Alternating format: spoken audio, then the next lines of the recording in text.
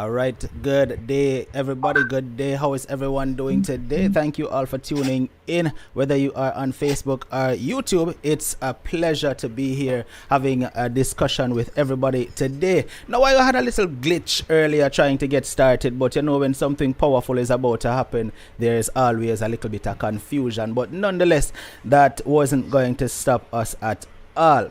All right. Now, what I want you to do for me right now is share out this stream so that every single person can jump in and be a part of this conversation, because it's going to be a good one. It is going to be a good one today. We have with us a very special guest that is going to be speaking with us about issues as it relates to our country, Jamaica. Right? And this is one that every person needs to be a part of. Every single person needs to be a part of this conversation right here. So if you have not shared the stream as yet, please right now share out the stream and invite someone to be a part of this great conversation that we're going to be having today. All right. Now, with us is the leader of the UIC.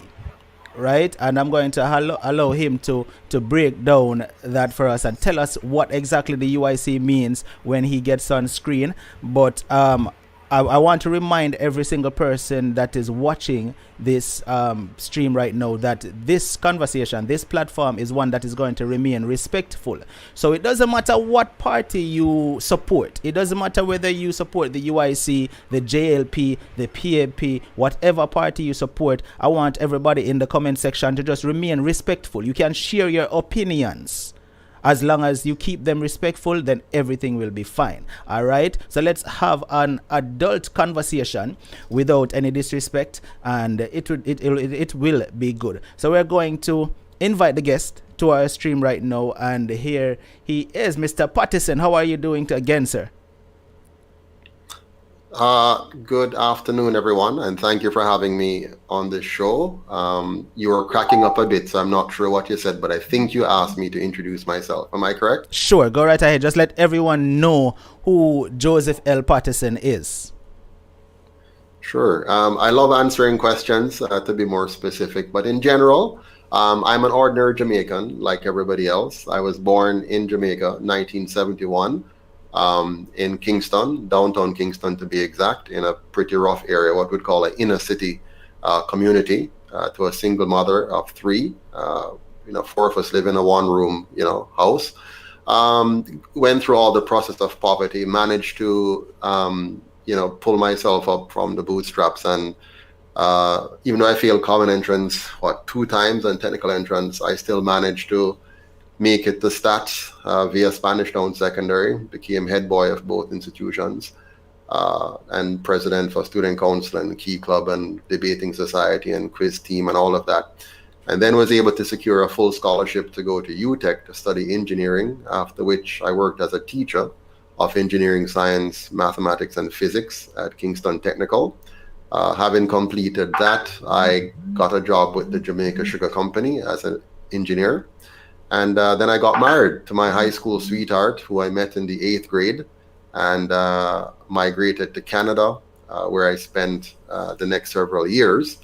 And there became a CPA, a chartered professional accountant, built a couple of businesses, sold a few, and rose to director of finance in the government and in the private sector, CEO, CFO. And then came back to Jamaica 10 years ago. Bought some farm property, started farming. You might see the B Suite Jamaica label, that's ours.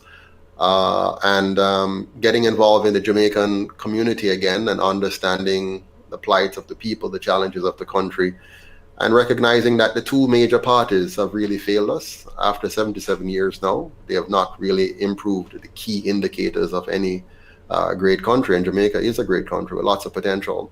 So I formed the UIC we had a launch in 2015 December, and from there on we went through the battle of eventually dealing with the Electoral Commission of Jamaica, a partisan body that tries to prevent small parties from existing. We battled them and won after 10 months of intense fights with them. And so we became Jamaica's 3rd officially registered party on December 7th, 2019. And here we are today after that. Wonderful. So before the UIC, you were never aligned with politics at all? No, I was never aligned. When I was a child, my mother, she was quite an activist in the PNP, so she was really very active in the PNP. So I grew up seeing what happens in politics, especially from the standpoint of a poor woman, single mother being involved in that. She carried me everywhere. So I went to the women's movement stuff. I went to the arenas. You might see an old picture of Michael Manley, and you'll see me in his arm in that picture. It became pretty famous at the time on brochures and stuff. I mean, I didn't understand any of what was going on, but I paid attention. So from 7 years old, I was, seeing a lot of politics, seeing what happened. And when I got to about 17, about to turn 18, my mom was, getting ready for me to vote PNP. And I said, no, mommy, I can't do that. She says, why? I said, well, all I see is division. They've divided our people and have us fighting each other. And to me, that doesn't make any sense. We need something better than this. And so I chose not to vote PNP or GLP and not to join either. We had moved to a place called Seaview Gardens, and there I championed the rights of the people. We fought for proper sewage system because it was, causing a lot of health issues for the people with the backing up of the sewage and all of that. So I fought for that under the PJ Patterson administration. I fought for the people, got them the sanitary convenience fixed. They didn't have any telephones, so they couldn't call the police or whatever. So I fought for them to get telephones. I also started police youth clubs and merged the two. That is left and right, JLP, PNP, bottom side, top side. So I brought the two sides together through the youths within, youth movements, and got them to see each other as just human beings. We don't need to be PNP or GLP. We don't need to be green or orange. We just need to be Jamaicans, and we need to fight for the issues that affects all of us, whether it's education, healthcare, housing, water, sanitation, economic development, you name it. We're all Jamaicans, and we mustn't take our eyes off the ball and fight each other. We need to fight for good governance. Great. Now, I've seen where persons are trying to associate you with the former Prime Minister. Are you affiliated in any way, blood or any relationship with the former Prime Minister Percival James Patterson? Are you in any way affiliated with him? If I am in any way affiliated with him, it's something I don't know about. So I've never met the man. We've never had a conversation. I'm not aware of us being relatives, even though, when you have the same name for anybody, people make association. I've heard family members claim that we're related somewhere or the other, but I don't know, and I've never had any relations with him to be able to determine that.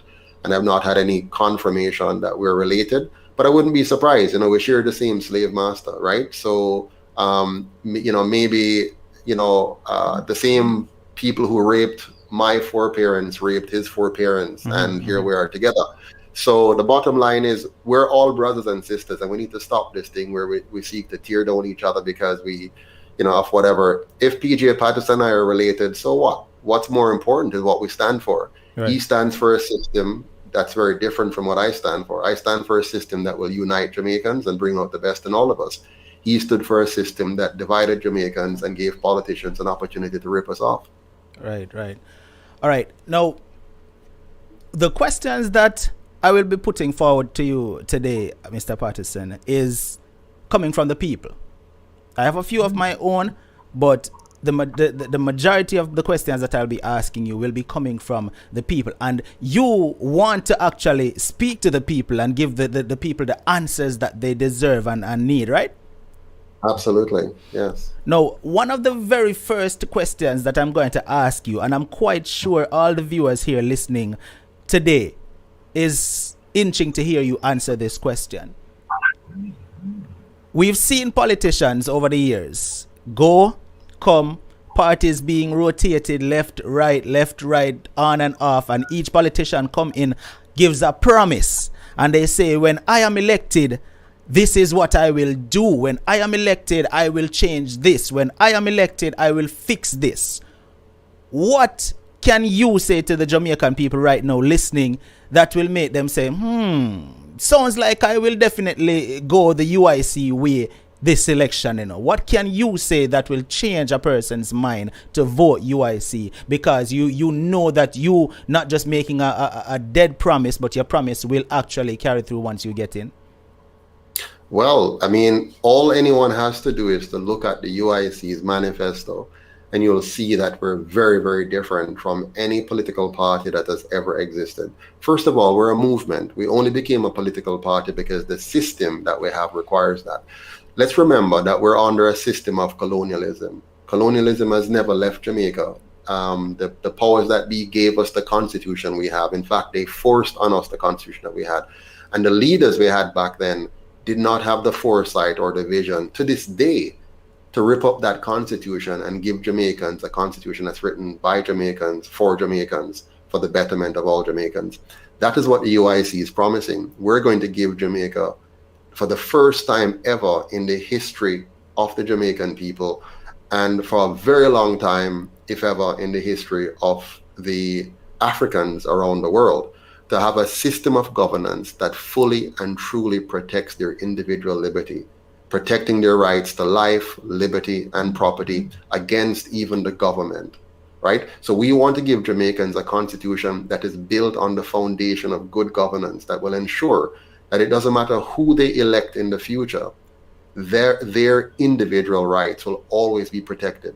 If we had such a constitution today, Andrew Holness would not be able to do what he's doing because it would have stopped him. It would have forced him to recognize that our bodily autonomy cannot be violated even by the government. And that is actually the role of government, to protect our bodily autonomy, to protect our individual right to life, liberty, and property. So instead of him trying to force us into this, he would have been creating an environment which is safe, which is clean, which is orderly, an environment where we can actually live, earn, and retire with dignity. Instead, crime is going up tremendously. The economy has failed. He promised us that we were going to get 5% growth or in 4 years. Mm-hmm. Instead, we got nothing. He promised us that we'd be able to sleep with our doors and windows open. Instead, we want to shut them tighter and put on more grills. He promised us that he's going to fix the education system. Instead, we continue to have 70% or more of our students failing. He promised us a better healthcare system. Instead, you can see, not even with a few increases in debts, the healthcare system cannot stand. The very early stages of a problem, we crumble because we just are not prepared. And this is because for 77 years, the JLP and the PNP have wasted the time and resources of the Jamaican people. And instead of building a sound country, they have built a corrupt culture. Very interesting. Very interesting. One of the other questions that I want to ask you is, do you think going into power, let's say the UIC should take office, the damages that has already been done, because I'm going to put it to you exactly how one of my viewers gave it to me. The person said, water where dash we can't get back in a cup, right? So I'm going to put it to you that way. Now, using that term, do you think that the damages that has already been done by the previous parties before the UIC can be repaired and bring back Jamaica to be a Jamaica where every single Jamaican can say, yes, I love my country because it is the way that I can remember it back when I was a child? Or, you understand? Do you think that that is possible for the damages to be repaired? Absolutely. We're not a lost country. In 1965, Jamaica was stronger, better, richer than Singapore, even though we had the same GDP per capita of $550 per person. Jamaica had a bauxite industry that was strong, banana industry, coffee industry, sugar industry, a much more orderly environment compared to Singapore, a more homogeneous society compared to Singapore. Singapore had racial wars, religious wars. They live on a rock the size of St. Thomas, very relatively small country, but more people on it. Transient country, They don't have anything like the resources that we had. And because they focus on some key things, number one, they eliminated corruption. Lee Kuan Yew, their leader, focused on eliminating political corruption. That is a key plank in the UIC's philosophy, a key plank in our program and platform, is to eliminate political corruption at the top, first of all. Secondly, they focused on creating a safe environment, meaning people could live without burglar bars and operate their businesses without focusing so much on security as a big cost, but rather on the business itself. They also made a clean environment, a green environment, which was healthy and conducive for effective living and for happy living. And they made sure that public order was number one. If you put those four things together while investing in the human capital of the country, really putting your energy and your money and your thinking behind creating an education system that truly brings out the best in every citizen, you will have a first-class country. So Lee Kuan Yew and Singapore proved that in 25 years, they were able to do that, hands down. We in Jamaica can do even better. We have far more resources. We're 14 times the size of Singapore in terms of landmass, even though we have less than 1/14th. They have 5 million people. We only have 3 million. So in other words, Jamaica can hold 90 million persons quite easily in this country. So 9 million people, sorry. So watch this. We have the resources already.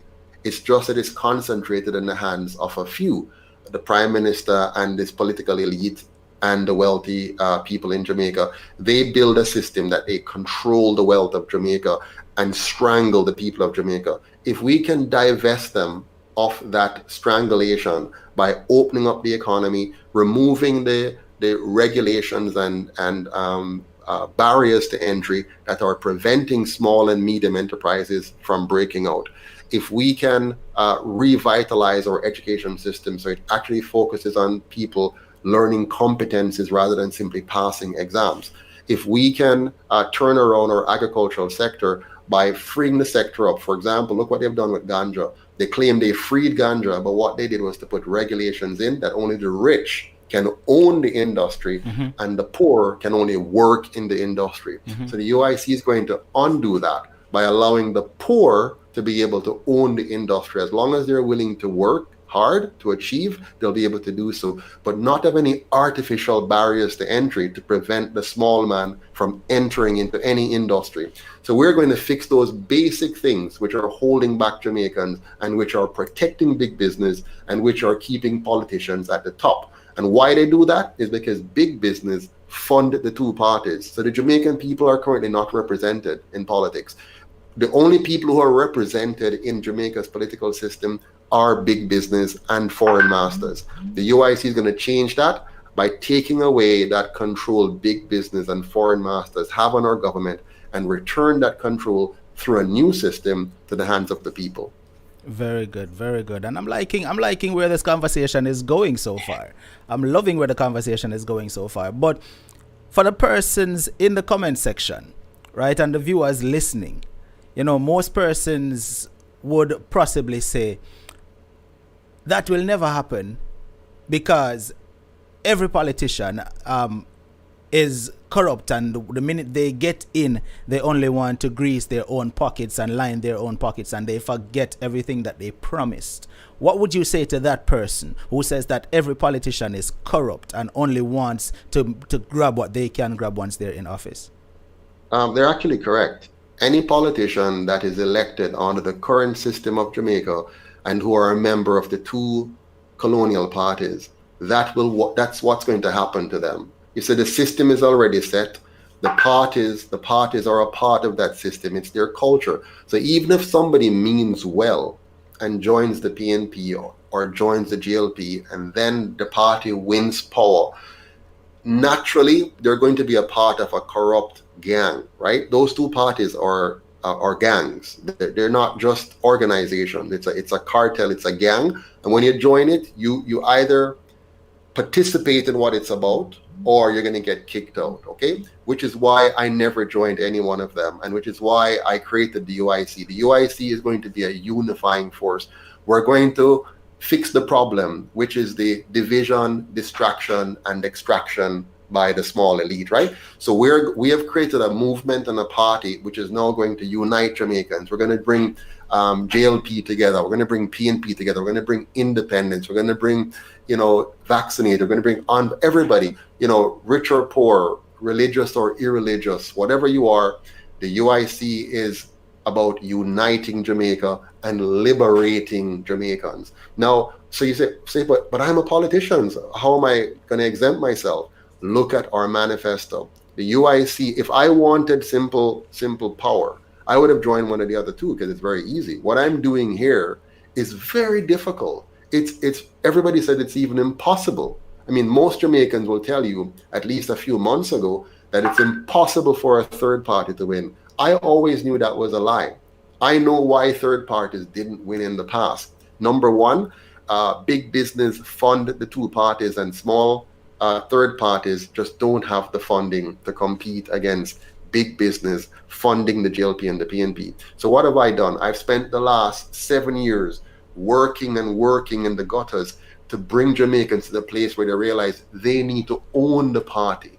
The average Jamaicans must own the party. And so now all of our funding comes from small donations, $500 Jamaican, $1,000 Jamaican, $5,000 Jamaican, 10,000, 11,000. And on the US side, 10 US dollars, 15 US dollars, 25 US dollars. On the Canadian side, 20 Canadian, 25 Canadian, 50 Canadian. On the British side, 5 pounds, 10 pounds, 20 pounds, 100 pounds.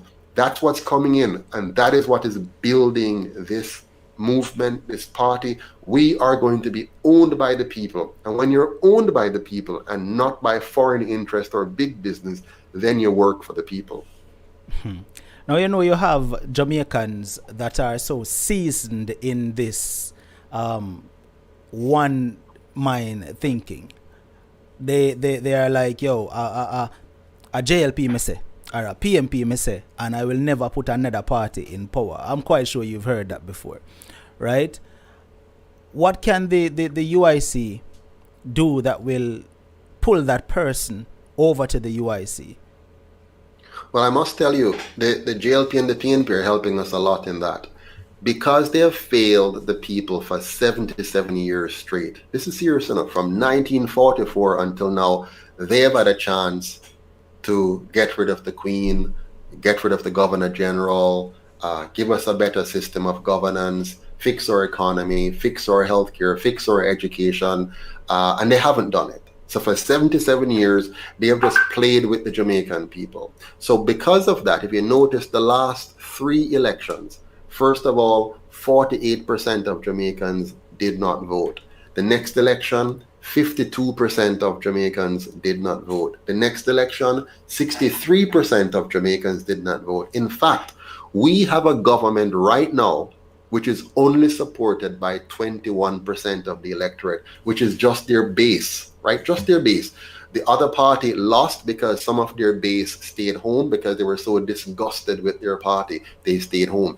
So it's only the base alone now that carries these two parties. And guess what's happening? That base is crumbling. The moment they realize the lie, the moment they realize the trick, the moment they realize that these two parties are simply relics of colonialism, that are continuing the principles of colonialism that oppresses and depresses and extracts the wealth of the nation and make a few rich and big up the foreign masters. The moment the people realize that, and Andrew Holness have synced that in now for the people, they realize, but this government now work for we. This government not care about we. All they care about is money. So whoever gives them the most money and say, do this to Jamaicans, they will do it to Jamaicans. They will literally lock up Jamaicans, lock down Jamaicans, kill Jamaicans, destroy Jamaicans' businesses, destroy the education of our children, cause teen pregnancies and child pregnancies to go through the roof. They will oppress you, suppress you, lock you down for days just to advance the cause of their foreign master, as long as it comes with a dollar attached to it. So they don't care. So the people of Jamaica now realize that their government is their enemy. The government is the enemy of the people, and with that, even the base is going to crumble. Even the base is going to join the UIC. So now the 63% that didn't vote for any of them is now paying attention and saying, the UIC is very different. And the small amount that voted for the two of them, that minority that voted for the two of them, is also now saying, I get it now. And they too are having second thoughts. So by the next election, whenever it is called, even if it's called early next year, which we hope it will, even if it's called early next year, you're going to see a mass exodus, both those who were already not voting, registering now to vote, getting their voter IDs and saying, "Me ready now," and those who used to support the two, you're going to see a breaking away of their base, coming towards the UIC, not because the UIC is the Messiah, but because the UIC is honest, has integrity, and has a system. We're not promising people free things. We're not promising people pie in the sky. We're promising them a real new Jamaica with a new design, a new constitution that respects their rights, a new constitution that gets rid of their foreign masters and white queen and despicable governor general, a new constitution that gives them a president to be elected by them instead of a prime minister selected for them. They're going to now have a new Jamaica that's built on the foundation that every one of us are sovereign, and our country must protect our sovereignty and protect our collective sovereignty as a people. All right. We've heard the speeches. We've heard where you talk about getting rid of the governor general and coming from under the queen and all of these things, right? By the way, tell us about that again before I get to the question. Sure. I mean, first and foremost, you can't have an independent and free country with a foreigner as head of state. That's just nonsensical. And to think that the two older parties, the two colonial parties, continue that is clear indication that they don't care about us. When you have a foreigner and a white woman from a foreign country as head of state, it diminishes your view of yourself. We're incapable. So we're going to get rid of that queen. And of course, we're going to get rid of the governor general. And by the way, there should never be a monarchy over anyone. So I see sometimes my friends in the African world who believe in Afrocentricity and so on, like myself, they get excited about the fact that in the past, Africans used to have kings and queens. We don't need kings and queens. We need to tell ourselves and teach ourselves that we're all equal. That's why I don't want to be called honorable and most honorable. Those are despicable titles that separates us and tell us that some human beings are better than others. So I want to get rid of all of that. What we want is a Jamaica where we now elect, first of all, a republic. So the UIC is going to create a non-partisan constitutional republic. What does that mean? Our system will no longer be partisan. The purpose of partisan governance is to divide the people, distract the people so that a few can extract the wealth of the people. So we're going to get rid of partisan. We're going to have a constitutional republic. What that means is we're going to have the rule of law instead of the whims of men. The way we have it now, anybody who's elected just come and do whatever they want and play with the people. Instead, what we want is a constitution that clearly defines the role of government, the limitations of government, and clearly empowers the citizen, the individual. So we're going to shift the balance now of instead of having the queen as sovereign, we're going to have the people as sovereign. And the government will, for the first time, truly exist to serve the people and remain a servant of the people and never again a master of the people. There must be no more opportunities for a dictatorship to arise in Jamaica like we're seeing now. So we're going to stamp that out. So we're going to elect a president, elect 3 vice presidents, 1 for each county. We're going to elect 14 senators. Right now, the 21 senators are appointed. They're puppets. They're appointed by the leaders of political parties to do their bidding. We're going to get rid of that. So our 14 senators will now be elected by the people in each parish, so 14 of them, so they can really focus on the needs of their parish. Similarly, we're going to make sure that the MPs are no longer selected by parties or controlled by parties or funded by big business. We're going to have a 100% publicly funded system that will ensure that every candidate stands on their own and can be independent and represent the people that selected them in their communities. So a very new system that we have spent the time to develop over the last 10 years, actually, because I've been working at this for some time. and we're now at the place where we're ready to unleash this and launch this for the Jamaican people. We're now going to become a leader in the world on what good governance should look like. Now, I know you probably don't want to reveal your strategies, but to the person who would say, all this is big talk, but it's not going to be easy to do. You know, you may get in power, you may become the new government, but what makes you think it's going to be easy to remove the Queen or remove the Governor General and actually do all the things that you say you're going to do? What makes you think it's going to be easy? How would you respond to that person? Well, it's not going to be easy. Nothing worth having is ever easy. If you want to get your first degree, you have to work like crazy for it. If you want to get your master's, you have to work. If you want to build a business, and I've built businesses, you have to really work at it. So I've been at this for 10 years. Many people would have given up already for the kind of work that has to go into build up a successful political party in Jamaica. I mean, I can't think of anything worse in terms of the it's like you trying to train. Let's say you're an animal trainer, right? And you're training, let's say a bear to perform in a circus, and you know that bear can bite off your hand any minute. So the very people you're working with can stab you in the back, stab you in the chest. They can destroy you. So it's a lot of work. So it's not going to be easy. But guess what? I am committed to the task, and those who are in the UIC are committed to the task. We're working on it. And guess what? As of today, we have our membership has more than quadrupled, and people are coming in. So we're going to find more qualified and competent Jamaicans to help us carry this through. And everybody is a part of the movement, from the guy who is in the ghetto, who is in the squatter community, who is in the garrison community, to the person living on the top of the hill in the big house.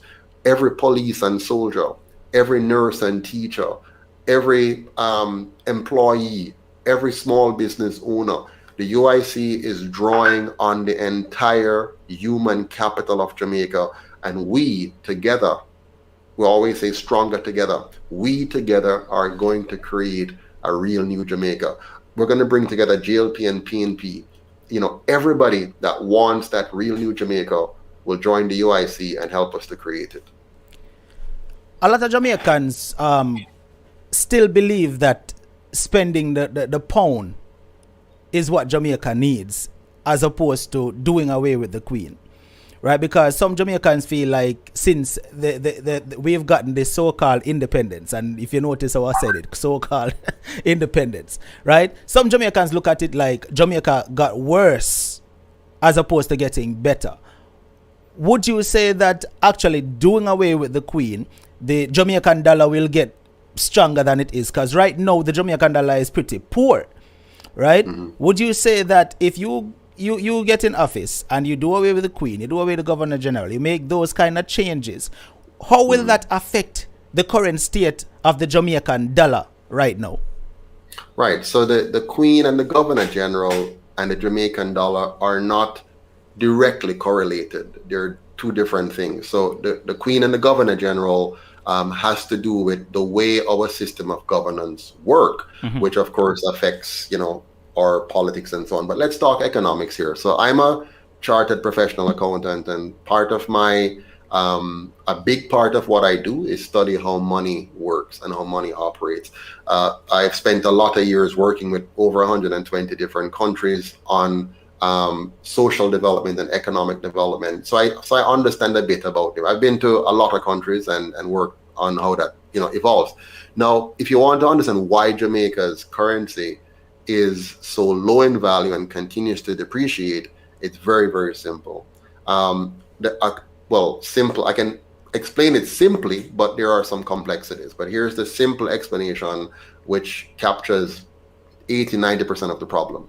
So if a country imports more than it exports, then the value of its dollar will reflect that. Right. So the higher your imports and the lower your export, the lower the value of your dollar. Now, what drives export? Export is driven by productivity. How productive are your citizens? and how competitive are your industries to be able to produce things that other people want. So for example, tourism is one of our industry. The better our tourism product, the more tourism dollars you're going to get in. So your import, the tourism is an export product, your import, or the income rather from tourism, would affect your dollar. Now, because of our politics, most of our tourism product are owned by foreigners. So even though we get money coming in from tourism, because most of our tourism product is owned by foreigners, they then send that money out of Jamaica because Jamaica is not their domiciled country.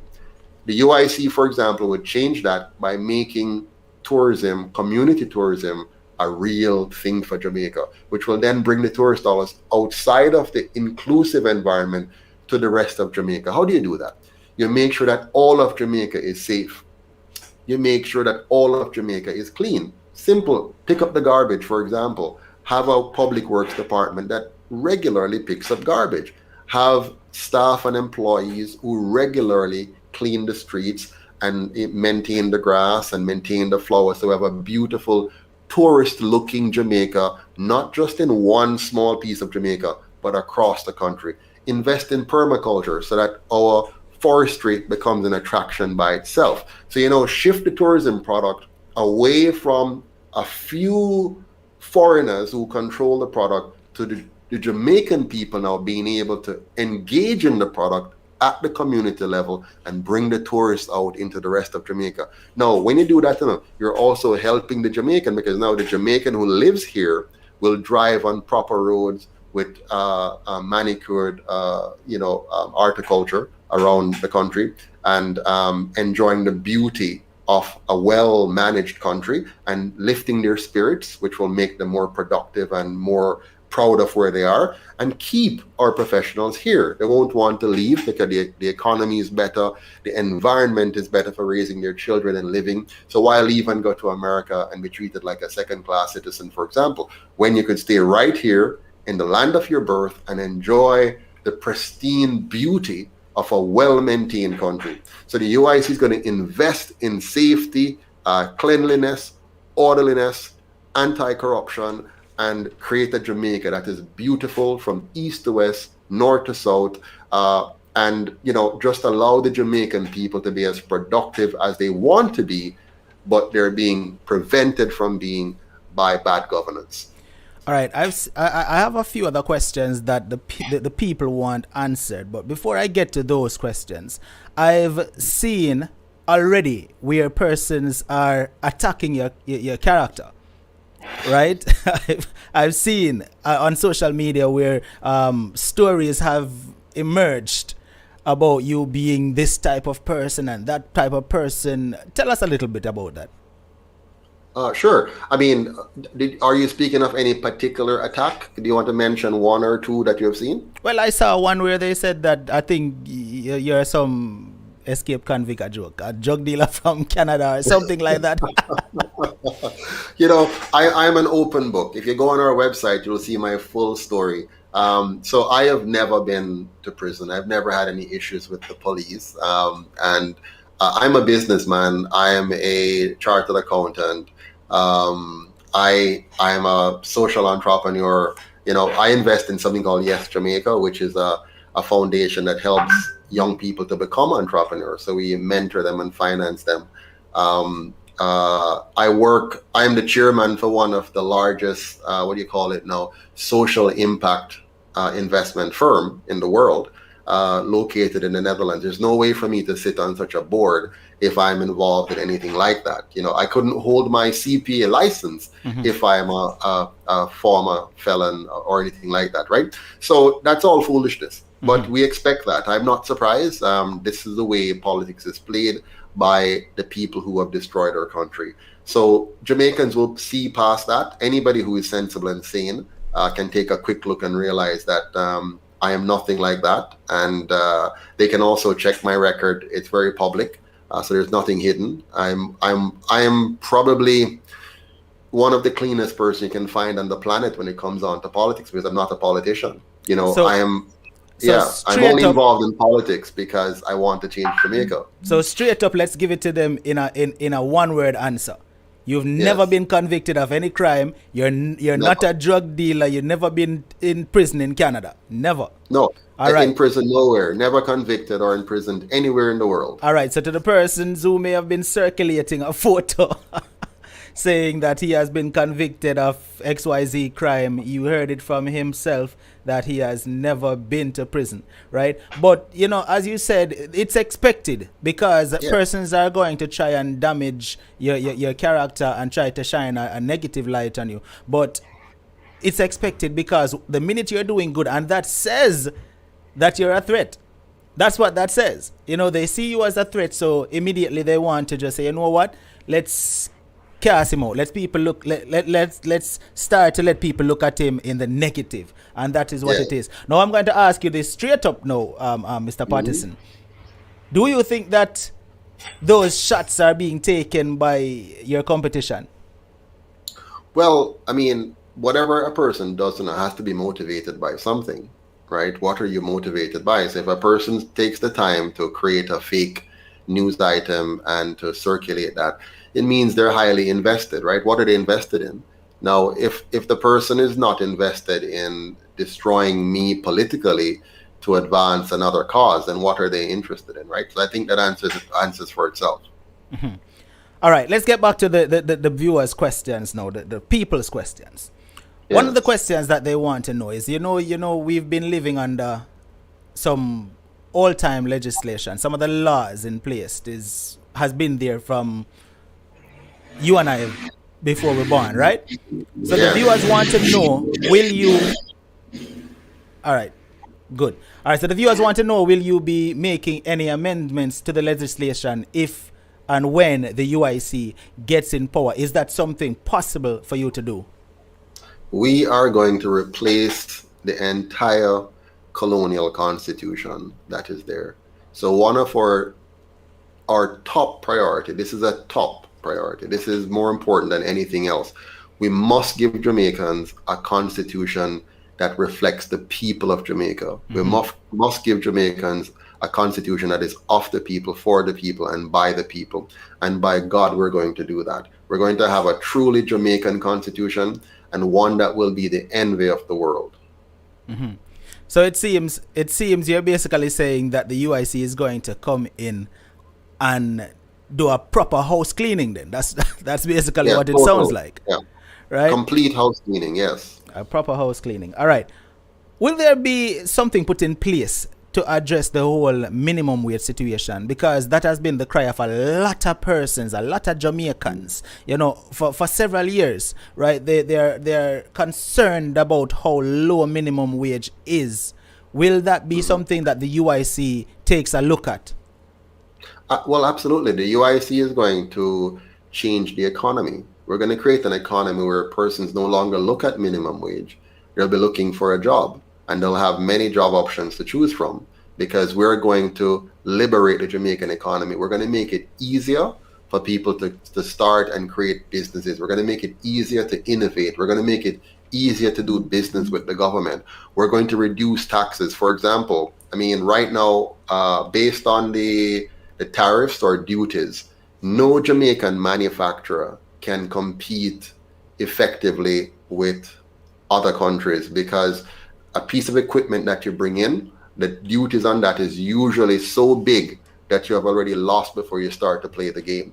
So we're going to eliminate all duties except a standard 10% GCT on all goods coming in. So instead of you being offside by 30, 40, 50%, you're going to just have a 10% edge to deal with. So you can make that up with other ways. So we're going to reduce duties. We're going to eliminate property taxes. So, for example, seniors will no longer have to stress out as they get older and their earnings are going down.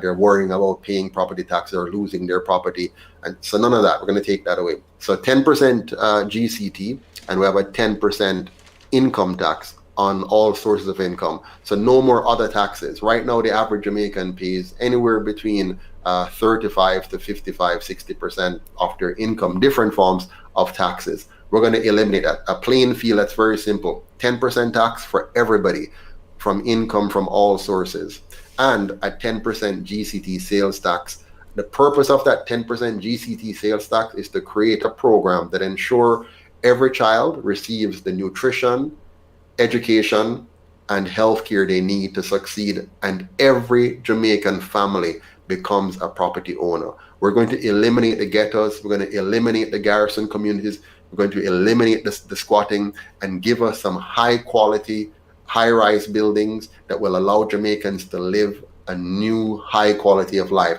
Why I'm saying mostly high-rise buildings, we want to preserve much of our arable lands to be used for organic agriculture. We want to make Jamaica the organic capital of the world. So we're going to invest heavily in organic agriculture, shift our farmers away from using these chemicals and GMO seeds that are only causing cancer rates to go up, and instead return to the Jamaican way of farming that we had before, but of course using new technology to make us even more efficient in doing organic farming.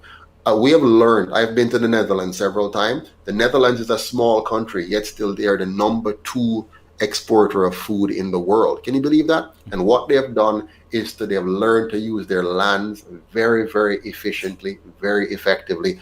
We can learn from them and make Jamaica the organic capital of the world, where we produce the best organic foods, yams, vegetables, all kinds of vegetables, not just the callaloo and cabbage, but broccoli and all those other kinds of vegetables that the world wants, right, that we can produce here. So we're going to really change Jamaica so that the minimum wage question is going to be off the table. Now it's going to be an exciting new future for Jamaicans looking for and finding new opportunities and new jobs around the country. Right. Now, this is a question from the comment section. The person says, Derek C. Williams says, jobs are great, but what about entrepreneurial endeavors? He's in listening mode. He says, late to the party, but greetings to everybody. He wants to know what kind of, entrepreneurial endeavors will you put in place for the person who, just doesn't want a job, but wants to start something up for themselves. Yeah, man. Well, obviously he just joined the party, so he didn't hear. We're creating an entrepreneurial paradise in Jamaica. Remember, low taxes, getting rid of all the regulations that have been used to stifle small businesses and protect big businesses. In the UIC Jamaica, big businesses are now going to be fully vulnerable because we're going to allow entrepreneurs to get in quite easily. No longer will government and banks be an impediment to small businesses or to entrepreneurs. Now you're going to have Jamaicans being able to create, invent, innovate, because they now have access. They can import technology faster, right? You have technologies out there, they can import it faster, they can manipulate it without the limitations placed on them by the gatekeepers in government. They're going to be able to convert those into new Jamaican products and push those back out without the government again breathing down their necks and preventing them from getting into export markets. So you're talking about a very new way of doing business in Jamaica, where the government is actually there to make your life easier, not to make your life more difficult. If you have that kind of a Jamaica, the only kind of entrepreneurs who would not be able to succeed are those who would never succeed no matter what. But anybody who wants to be able to, and I'm an entrepreneur, I'm a social entrepreneur. I love entrepreneurship. I've been in business since I was like 16, 17, 18. My first company, I borrowed a loan of $30,000 from Mutual Bank then, which, no 21-year-old gets that amount of money back in those days. But my product and my stuff was so good, they loaned me $30,000. I paid back the $30,000 in 6 months and was able to borrow another 30 and further expand. So I know what it is like to be an entrepreneur. And we're going to create a Jamaica that will really push entrepreneurs and help entrepreneurs to become whatever they want to be. This is one of the questions that because I had a conversation with Devon just yesterday. And one of the questions that I put forward to Devon, and maybe you'll give me a different response from what Devon gave. His answer was good, but I want to hear yours. Sure. Politicians today does not seem to understand accountability, right? They do whatever they please, they act however they wish, and they feel like the Jamaican people doesn't deserve answers. Now, will the UIC be accountable? Absolutely. And if you look at our platform again, our manifesto, you'll see how we're going to be accountable. We're not just using the word accountability. It is by the way you design the system of government. Right now, in the current system, the Prime Minister of Jamaica has tremendous power. And I'll just tell you quickly how that happens. The current constitution allows the Prime Minister to appoint 13 of the 21 senators, which means he gets to appoint a majority of the senators off the bat, and he controls them. You might recall the story where he got all of them to sign undated resignation letters so that if they ever not do what he wants, he will just be able to put a date on it and fire them. So that's for the Senate. You will also know that the current system is designed so that the Prime Minister, all of the MPs on the government side, all of them are beholden to the Prime Minister, hoping and praying that he's going to give them a plum position in a ministry, as either a minister or a state minister or whatever. So they're all lining up for a position to get access to money, to get access to power and so on. So the Prime Minister therefore has enormous power over the House of Representatives, the majority of the House of Representatives. He controls them, and he controls the Senate. He also controls all of those boards and stuff that he gets to appoint to, and he controls the judiciary indirectly by being able to influence them. So enormous power. So what the UIC has done is to strip that power away by making sure that the executive branch of government is fully separated from the two legislative branches. So senators will now be elected directly by the people and are owned by the people, not by the Prime Minister and those who fund this party.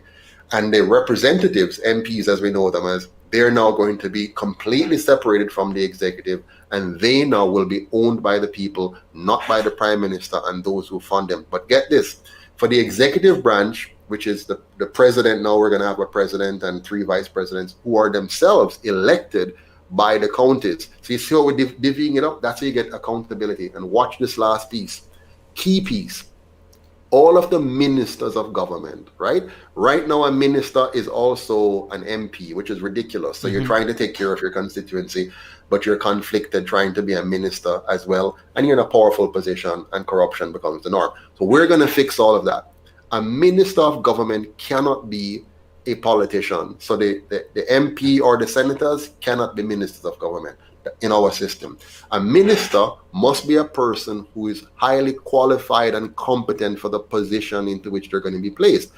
Therefore, the president, together with the vice presidents and the general secretary and treasury secretary, will nominate qualified, competent persons and send that nomination to the Senate. The Senate will then publicly vet them. Are they qualified and competent and fit to serve in this position?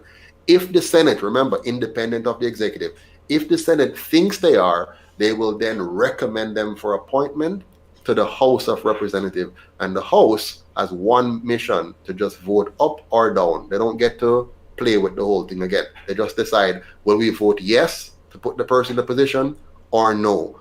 Once those persons are elected, they cannot be removed, even if you have a new president or whatever, unless the president again makes a request that the person be removed. The request goes to the Senate. The Senate then debates and discuss and investigate, should we remove this person who the president wants us to remove, and why? And they will assess. So the person will be given a fair trial, so to speak, as opposed to a unilateral dictatorial position of the president. And then if the Senate says yes, they should be removed, they make a recommendation to the House vote up or down, up or down, to say we keep them or we let them go. And that's how you change. That's going to bring enormous accountability. It's going to bring the kind of checks and balances that prevents the kind of corruptions we've seen over the years, and now lock in the tax dollars on delivering on the interest of the Jamaican people.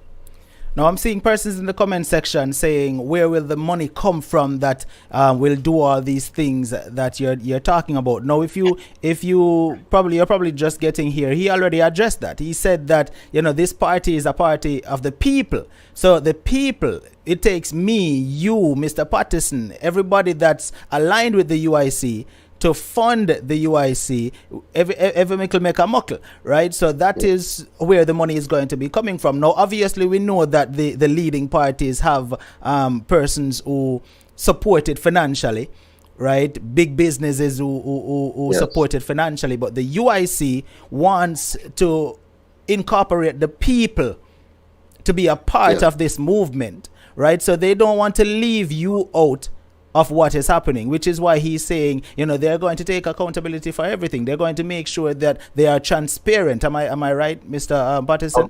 They are transparent. Objective, transparent, inclusive. Exactly. So you are going to know everything as it happens. They are not going to be like, oh, we are the government, you're our minions, so sit down and just take what we do, right? That is what I am understanding. Now, Mr. Take, for example, the budget. Right now, if you go look at the government budget, it's several pages long and it's convoluted. The UIC will have a very simple and easy to understand budget that anybody can go through and find and drill down, so they can see a number. Let's say the number says tax revenue. You click on that number and it says tax revenue by source. You click on one of the source and it tells you what happens every month for that particular line item. Expense, for example, right now, most Jamaicans don't know that we spend over $250 million on the Governor General every year.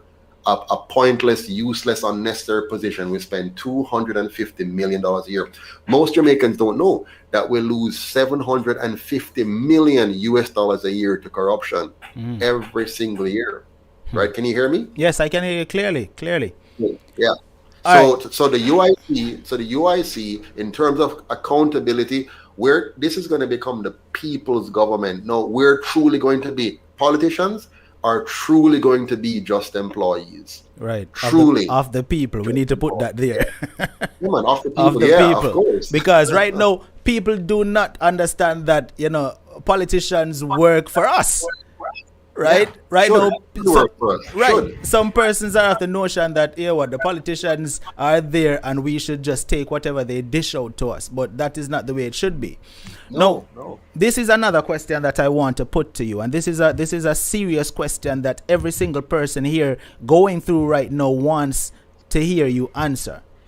And the question is, if I'm in a community right now, I heard you said earlier that you're going to do away with ghettos, right?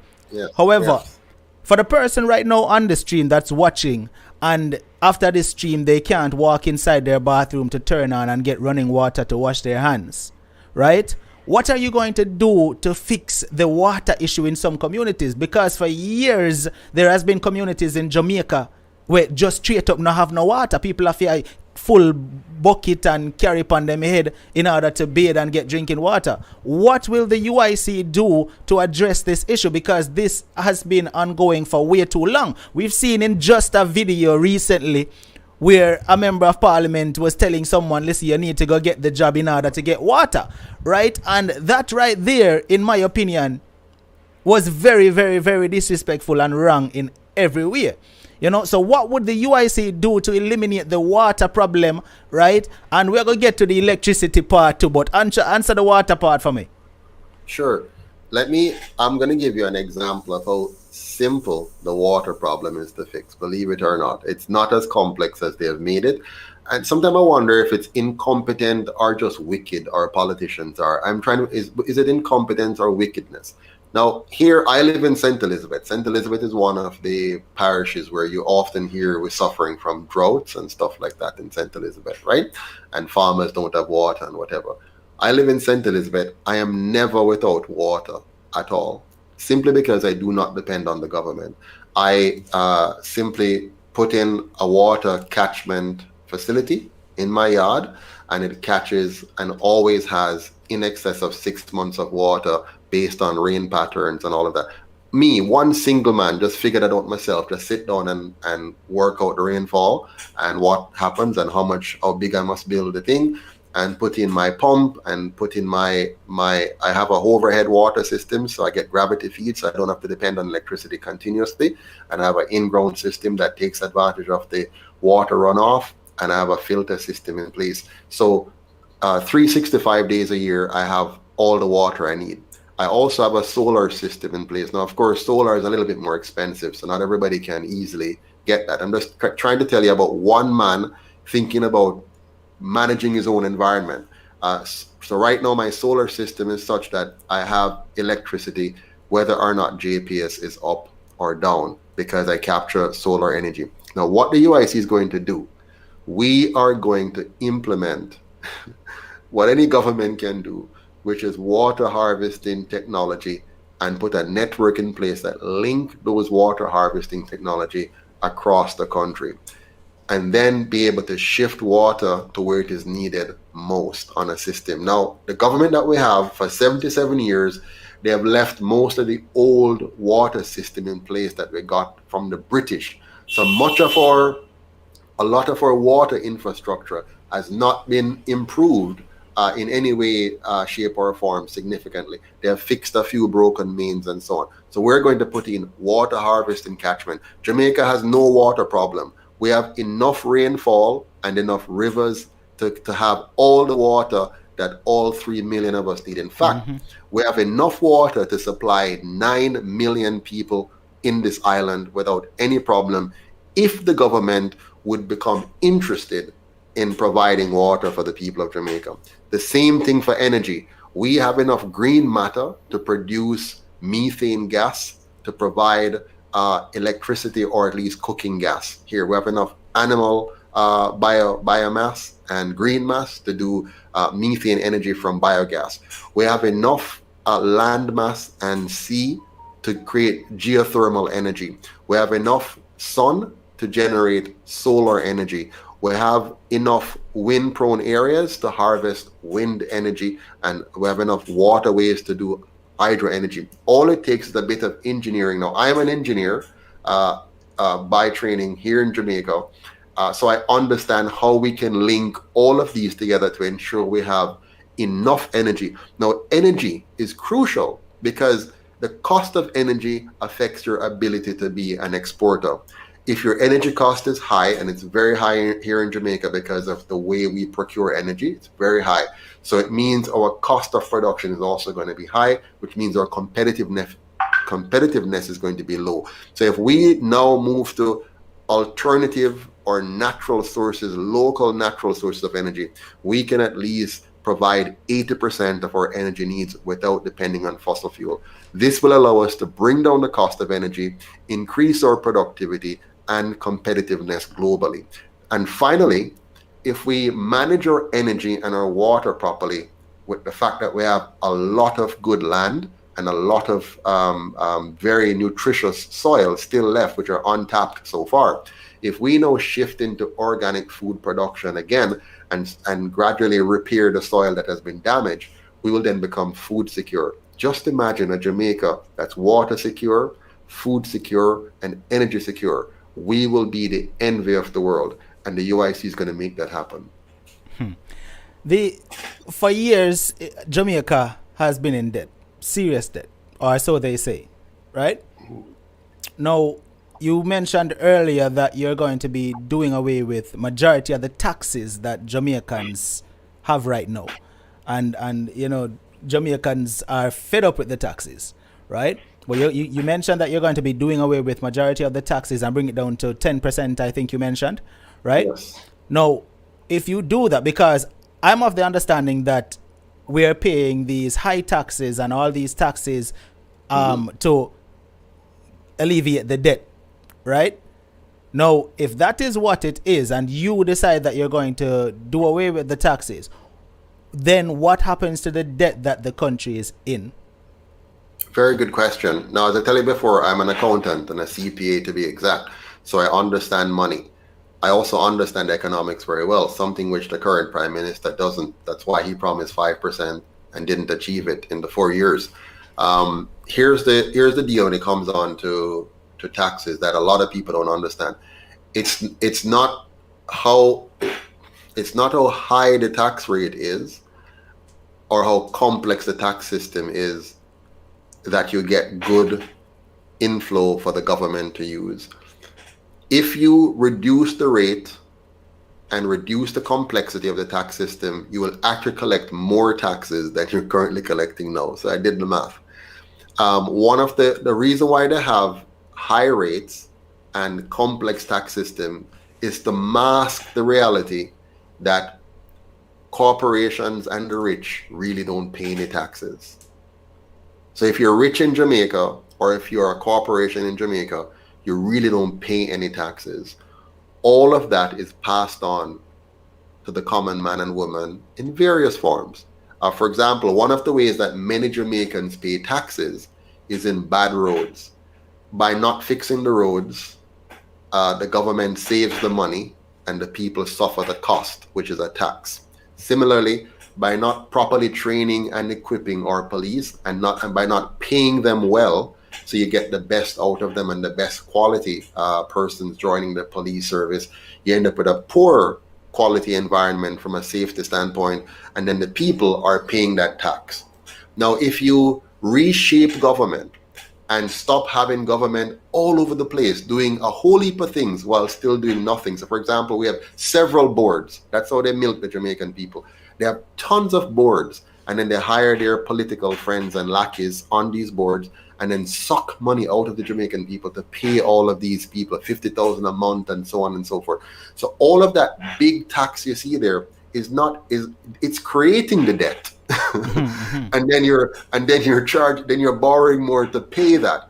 So it's a never-ending cycle. So the UIC is going to chop that out. We're going to shrink the size of government to what it should be. We're going to focus the government on the things it should do. We're going to do those things very well, and therefore reduce the taxes burden on people, reduce the regulatory burden so that they can produce. Now, here's what's going to happen. When the people have less government interference in their lives, stopping them from getting things done, they will do more. So your revenues are actually going to go up with your productivity. Your dollar, the value of your dollar is actually going to go up gradually. And as it is going up, it means your export is going up, which is going to have the spin-off effects of creating more local jobs, which will cause more of our brighter people to stay here and some to come back home, because now this is the opportunity. They who come home is going to add to the competency pool and build our productivity even higher.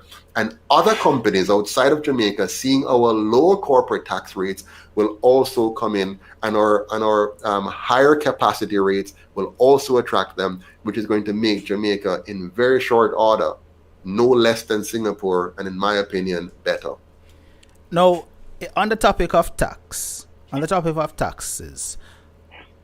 does the Chinese, now I already know the answer, but does the Chinese pay taxes?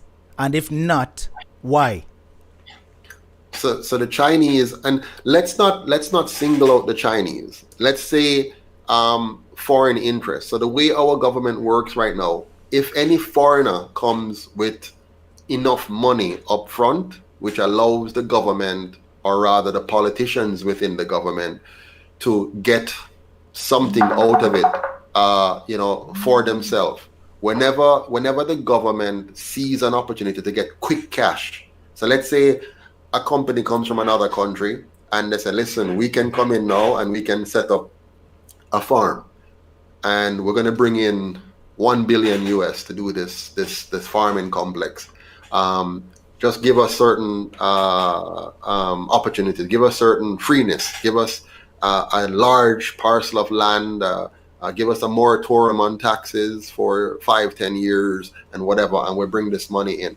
And of course, the politicians who are negotiating this will negotiate so that somehow some of that money divert away and get into their pocket. That's why you have the Trafalgar scandal of the PNP, for example, and you have the Petrojam scandals and so on. So there's always a little game that they play to do this. And through this mechanism is how the foreign interest gets a foothold in Jamaica and escapes the draconian measures of the government that is enforced on Jamaicans. So all the regulation that punishes Jamaicans, they exempt these companies from. Now we need to stop that. The UIC will stop that. Any company coming into Jamaica will come in with regulations that are higher, not less than the regulations for the Jamaican people. So anybody getting a tax break, it has to be the Jamaican people getting that tax break, not a foreign interest coming in, getting a break that allows them to effectively destroy local industries and have a competitive edge over local industries, and therefore destroy Jamaicans' ownership in their own country. We're going to remove all of those impediments and unfair treatments. Someone in the comment section asked this question. The person said, "You're talking all good things that we like to hear, but realistically, if you should get in power, what is the time frame that you set for the UIC to accomplish all these things?" Very good question. And by the way, these are not just nice words. These are carefully planned processes and programs to help the Jamaican people and fix Jamaica. Now, time frame for everything, you need time. So, for example, the constitutional reform, which is our top priority, because once you fix the constitution, you now start to deliver benefits to the Jamaican people in terms of an environment that allows them to succeed. So our first goal is to have the new constitution voted in within the first year of our being in office. So the first year we come, you're voting already for us, knowing what we're about, and that's why our manifesto doesn't change from year to year, which you're going to notice that makes us very different from the other parties. We don't have a manifesto that we publish just before the date of it, just before the actual election day, like maybe 2 or 3 days before, and you don't know, you hear a few things. Our manifesto is the same manifesto on January 1 of every year and December 31st of every year. It doesn't change because the solutions doesn't change from year to year for us coming in. So we know what we're going to do. You can go and read it and you can hold us fully accountable. So first year is constitutional reform, having that done, while of course dealing with the basics. For example, getting rid of the red tape affecting small businesses, shrinking the size of government to one that is acceptable. That's going to be done in phases. So you have phase 1 in year 1, phase 2 in year 2, phase 3 in year 3, and so on. Immediately fixing the GCT system, coming down from 15% to 10% and allocating that exclusively to poverty alleviation and for public emergencies and environmental protection. So that's what that 10% is going to do. The other 10%, we're going to approach that gradually. So by the time we get to the end of year 5, you'd have gone from where it was down to 10% fully. Would have already simplified the duties coming in. So within the first year, would have cut duties. The second year, further cut it. And the third year, we get to the 10% on everything. So now all the technologies and stuff becomes available to Jamaicans. So there are some things we do very quickly and some that are phased in. But within the first 5 years of our mandate, all the structural adjustments would have been done. Jamaicans overseas, there are a lot of persons in the diaspora who would want to return home, but for one reason or other, the crime situation, we're going to get to that shortly, but a lot of persons overseas would want to return home and start a business and build up the economy of Jamaica, but because of as we spoke of taxes and importing goods and items like those and the high cost to do so, right?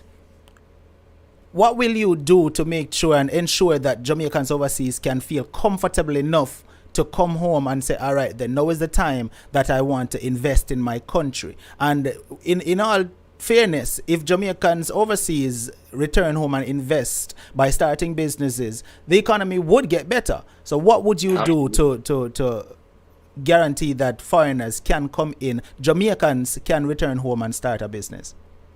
Well, first of all, everybody in the diaspora should know that I came from the diaspora. So I am one of those persons who returned to Jamaica. So I experienced the pain of being a returning resident and how you're treated by your own country when you're trying to return. The UIC is going to fix that. We are going to roll out the red carpet for every Jamaican who wants to return. We're going to make it duty-free. So you come in absolutely duty-free. Bring back all your tools, all your technology, all your furniture, your vehicle, everything you need to hit the ground running here. We're also going to make sure that you have the data and the information. You don't have to go and ask friend and family and guess what's happening. We want to give you all the economic data free of charge, all the regulatory information you need to know to get your business up and running or to start whatever you need to start here. We're also going to give every member of the diaspora the right to vote, and the right to vote by mail-in ballots or on electronic voting online. The reason for this is we believe that all Jamaicans should be a part of the electoral process. Mm-hmm. We're going to also eliminate the rules that claim that you cannot have dual citizenship in a country and participate in your country's development and economy. That is unwise. We need, as a country, to re-harness all the brain power of all Jamaicans across the world. We need the scientists, the doctors, the engineers, the inventors, the chemists, everybody. We shouldn't be blocking anybody from coming back and participating in Jamaica, and even participating from afar. If you live overseas, you must be able to fully work with the Jamaican environment and be able to get full and fair treatment. All we're going to ask is that you participate in the tax system as well of Jamaica. So you're adding tax value to the Jamaican economy in the same way you're now doing with remittances. But now, instead of just giving remittances alone, and that money might go for hairdo or for things that might not be the most optimal at the time, we now have a small contribution that you make to the economy, and you have the right to vote in the country. Awesome. Now let's get to the big question that everybody wants an answer to. This is the big question right here. Crime. We've seen over the years, crime has been plaguing our country. And we've heard from every single party, Yes. when it's election time, we have the solution, we have the answer. Even just recently, where I saw several murders occurred in a parish in Jamaica, and I heard the opposition saying, listen, we can fix it. If they don't know how to do it, then just ask us. Now, my question when I heard that person say that was, well, when you had the time to fix it, why didn't you use that time to fix it? Now, my question to you now, Mr. Patterson, and I want a direct, straight out answer from you. When, and I'm not even saying if, because right now we're convincing everybody here to vote UIC. So I'm saying when the UIC gets in power, do you have a crime plan? Absolutely. We have a brilliant crime plan. Everything that I've told you so far is a part of our crime plan, or anti-crime plan. You see, crime is not solved by simply running up and down and blocking roads and having police check everybody at checkpoints and calling curfews and zones of operation, special operations and states of emergencies. That is a very short-sighted, ignorant view of a problem that has been created by these two parties.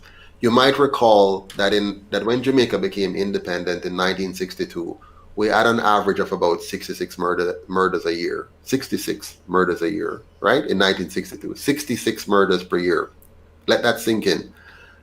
And over time, the murder rate continues to climb. Now, in 1962, most Jamaicans were very poor because the colonial masters were in power, and Jamaica, the country, was rich. The country was very, very rich, but the colonial master slave economy was still operational, which kept the majority out of the economy from a wealth creation and wealth ownership standpoint, and only give a few people, the white skin and the high colored class and certain families and so on, had access.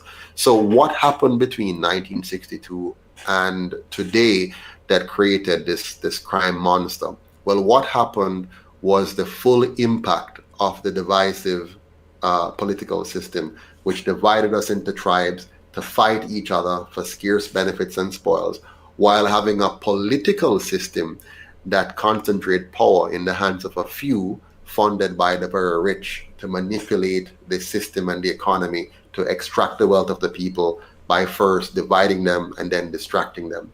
So the UIC has addressed all of those. We have eliminated the division. We're going to eliminate the distraction by centering the people again. Center, focus on governance, not GLP, PNP, or this group, that group. They're not the problem. It's me and you are not our problem. Mm-hmm. What is our problem is the system. So now stop the division, no longer be distracted, And let's now fix the system that is causing a few to extract.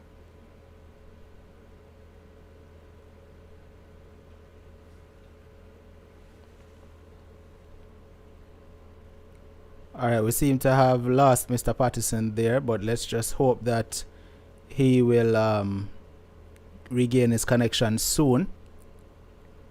Let's just hope he'll regain his connection soon. He has frozen in the middle of his speech.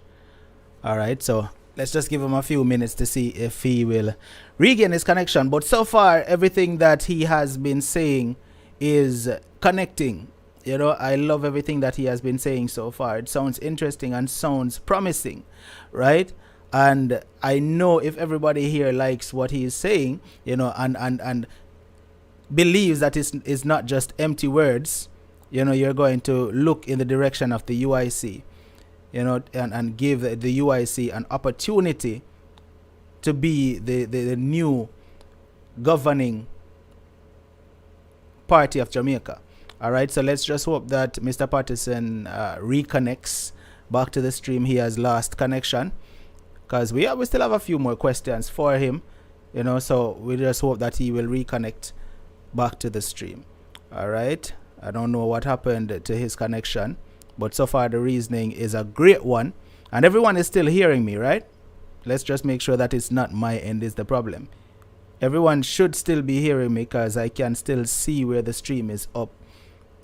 And we lost Mr. Patterson. Now, for those of you just checking in, we are having a conversation with the leader of the United Independent Congress, the UIC, and he is giving us a full breakdown of his plans for our country, Jamaica, right? And things that he would want to put in place should they become the leaders of the country. Right, let me try to see if I could reach him to find out if he will be joining the stream again. All right, like I said, everybody, just make sure, just let me know that everyone is still hearing me. If you're still hearing me, just give me a response in the chat and let me know. All right, you're still hearing me. Thank you. All right, so that means the problem is on Mr. Patterson's end. So let me try and reach him. Let me try and reach him again so we can get back to the conversation if he's not having some internet issues. All right. But the conversation has been a great one so far. And I have a few more questions for Mr. Patterson. It's just a pity that his connection got cut. But I have a few more questions for him that I'm quite sure everyone would want. Mr. Patterson. Can you hear me? Yes, we lost your connection. Are you able to rejoin?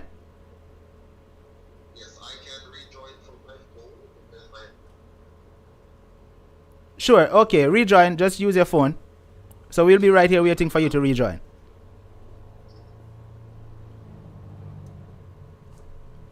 All right, so we're going to wait on Mr. Patterson to rejoin the conversation because, like I said, we have a few more questions that I want to put to him.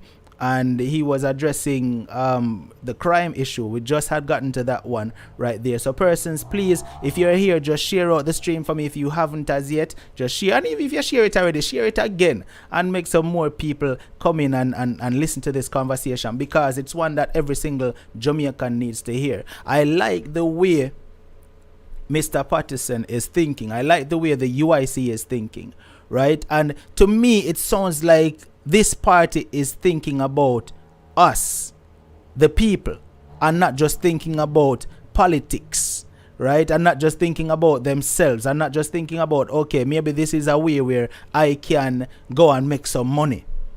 You understand? Because over the years, it seems like politicians only in politics, only to better themselves, but not actually look out for the Jamaican people.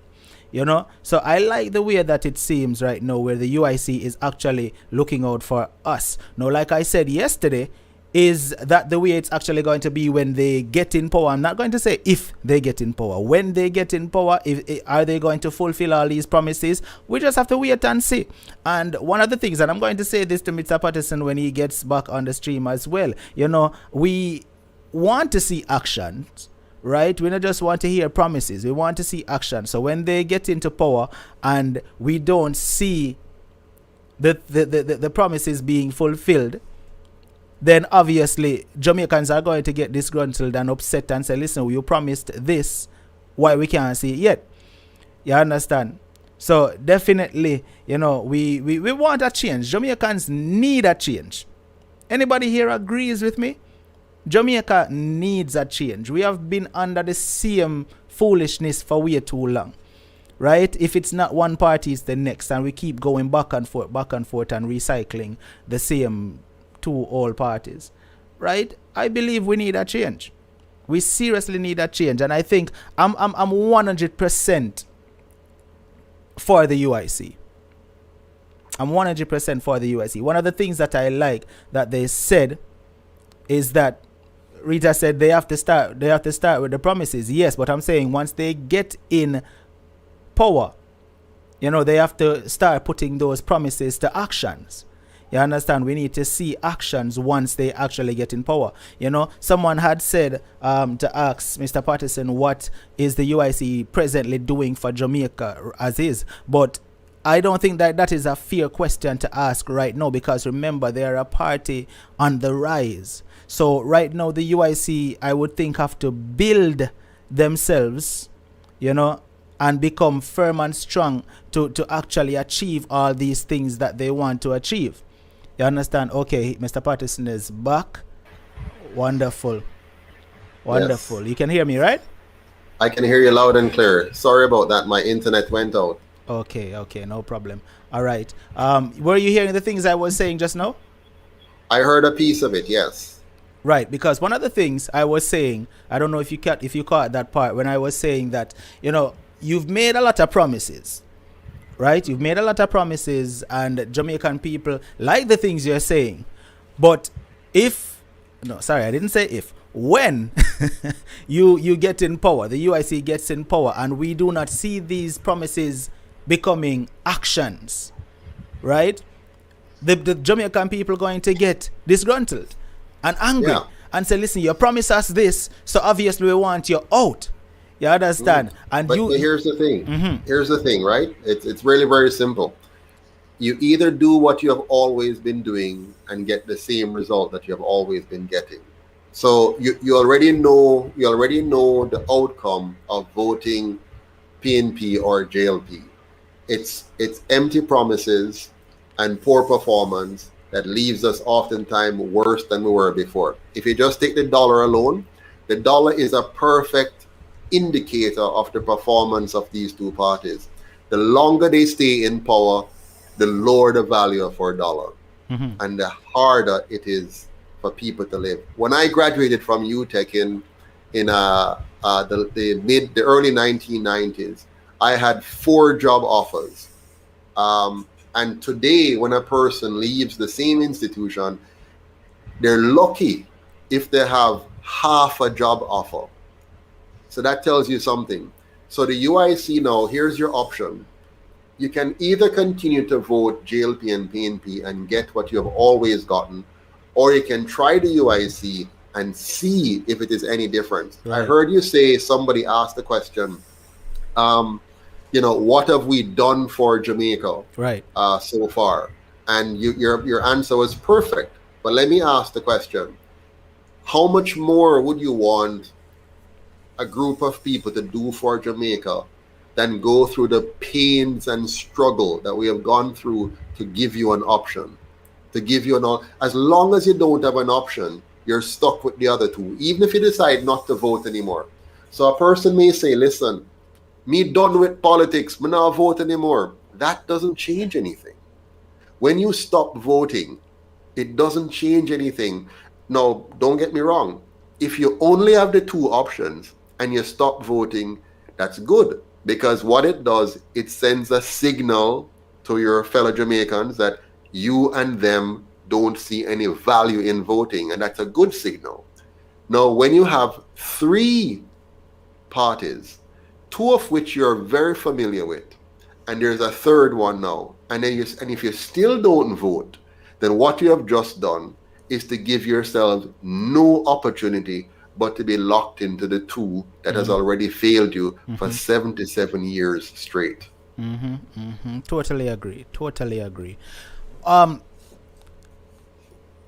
the structure of our country, Jamaica is dependent on teachers. We're dependent on the healthcare providers, because those are very important contributors to our society in Jamaica. Mm-hmm. And they have been crying for years. Teachers has been crying. I'm quite sure if there's any teachers on the stream right now, they would agree that teachers has been crying for years about Mm-hmm. pay. Yes. The healthcare system in Jamaica as well is very poor. Mm-hmm. What will the UIC do to alleviate the pains of teachers and nurses in Jamaica? There are a group of, all workers are important. All Jamaicans are important. Mm-hmm. Whether you are a teacher or a handcart pusher, you are just as important as the other.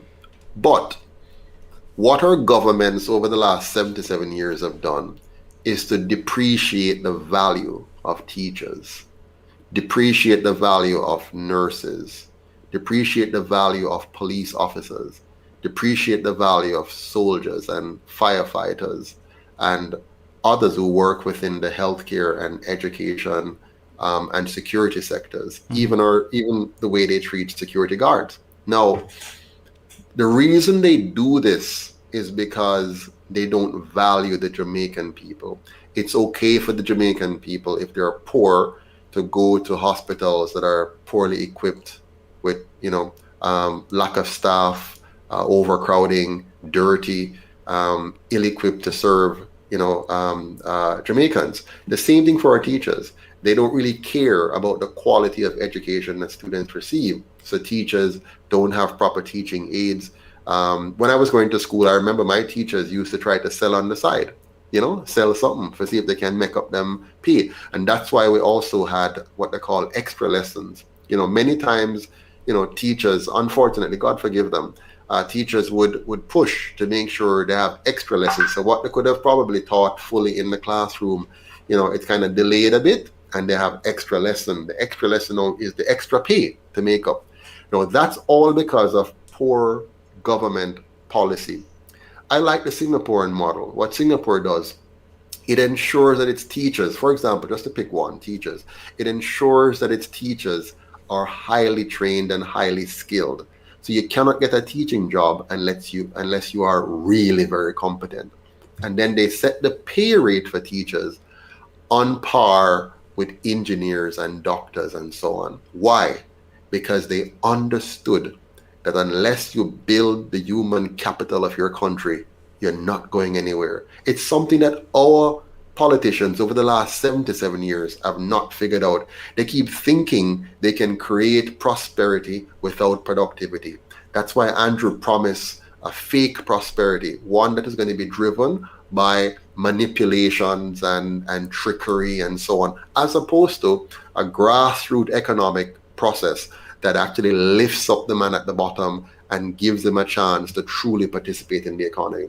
So what we're going to do is all of what I told you about. You cannot do these things in isolation. So just to say, I'm going to pick out teachers and give teachers a big salary without fixing the things that are driving the economy would be a waste of time. So we're going to drive the economy and let the economy help us now to allow teachers to rise. Now, I don't believe in giving everybody the same amount of money for their work. I believe those that are performing well should be paid well, and those who are poor performers should feel it in their pocketbook and then be pushed out of the profession if they're not performing. So what we're going to do is have a kind of a system whereby teachers are earning their base salaries, but are also benefiting from how well their students do.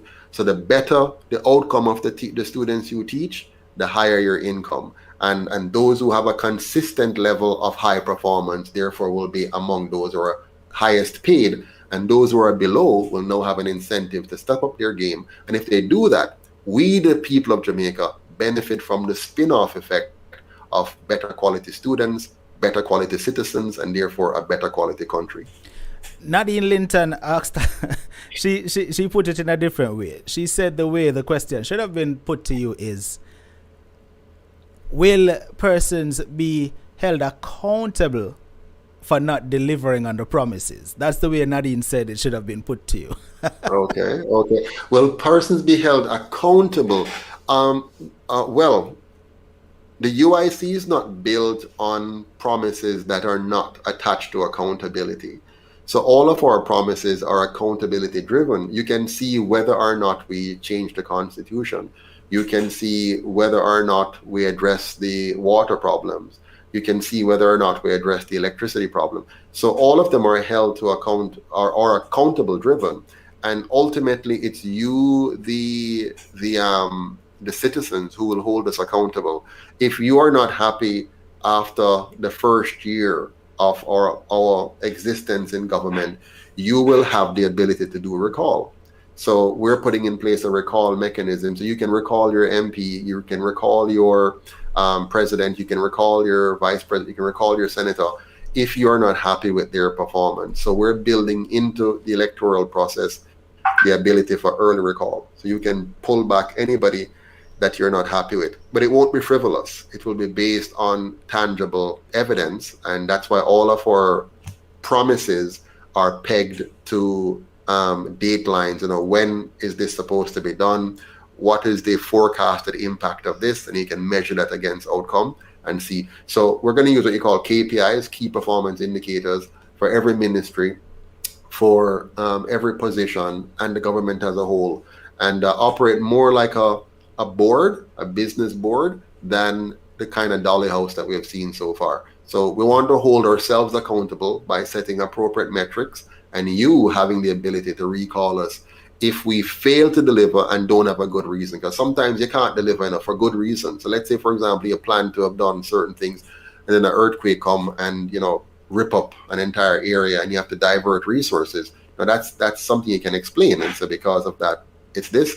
And again, you can drill down on the numbers on the website, because we want to make sure the accounting of the government must be fully accessible to you. So you can drill down and see what's going on. You can see my phone bill. You can see, what am I costing you as president? What is this person costing as vice president, and so on. So you can know whether or not your employees, the politicians, so to speak, are delivering on what they should be delivering on. Mr. Patterson, let me ask you a question. Does the airport, the electrical company, the airlines, are any of these companies owned by Jamaica? No. It's just that simple. I mean, Jamaica doesn't own, the Jamaican government doesn't own a great many. It still owns crown lands, so a massive amount of the lands in Jamaica are still held by the government. But like the airline, we no longer have Air Jamaica. Mm-hmm. The airports are owned by foreign companies. We hardly do anything. If you look at even our major companies, most of them are not owned anymore by local Jamaicans. They're the majority shareholders and stuff are foreigners. JPS, which is our power source, isn't owned by the Jamaican government, mm-hmm. and so on. Mind you, the UIC doesn't want the government to own many of these things. We just want them to be owned by Jamaicans, meaning we want to have a competitive environment. So for example, take energy. We're going to put in place an energy infrastructure that allows competitive energy suppliers.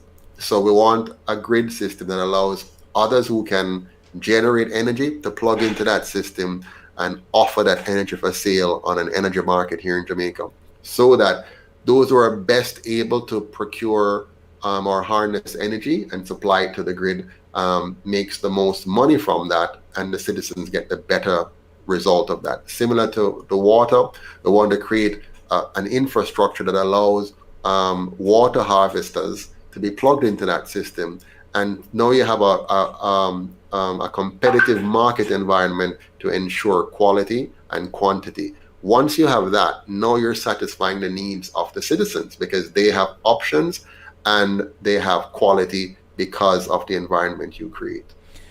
what would have been the reasons as to why Jamaica sold out so many of its resources? What would have been the cause of that? Very simple. And before you get to that, would it be in the best interest of the country, Jamaica, to regain those resources that is no longer owned by Jamaica or Jamaicans? All right. When we talk about owned by Jamaicans, what we mean is owned by the government.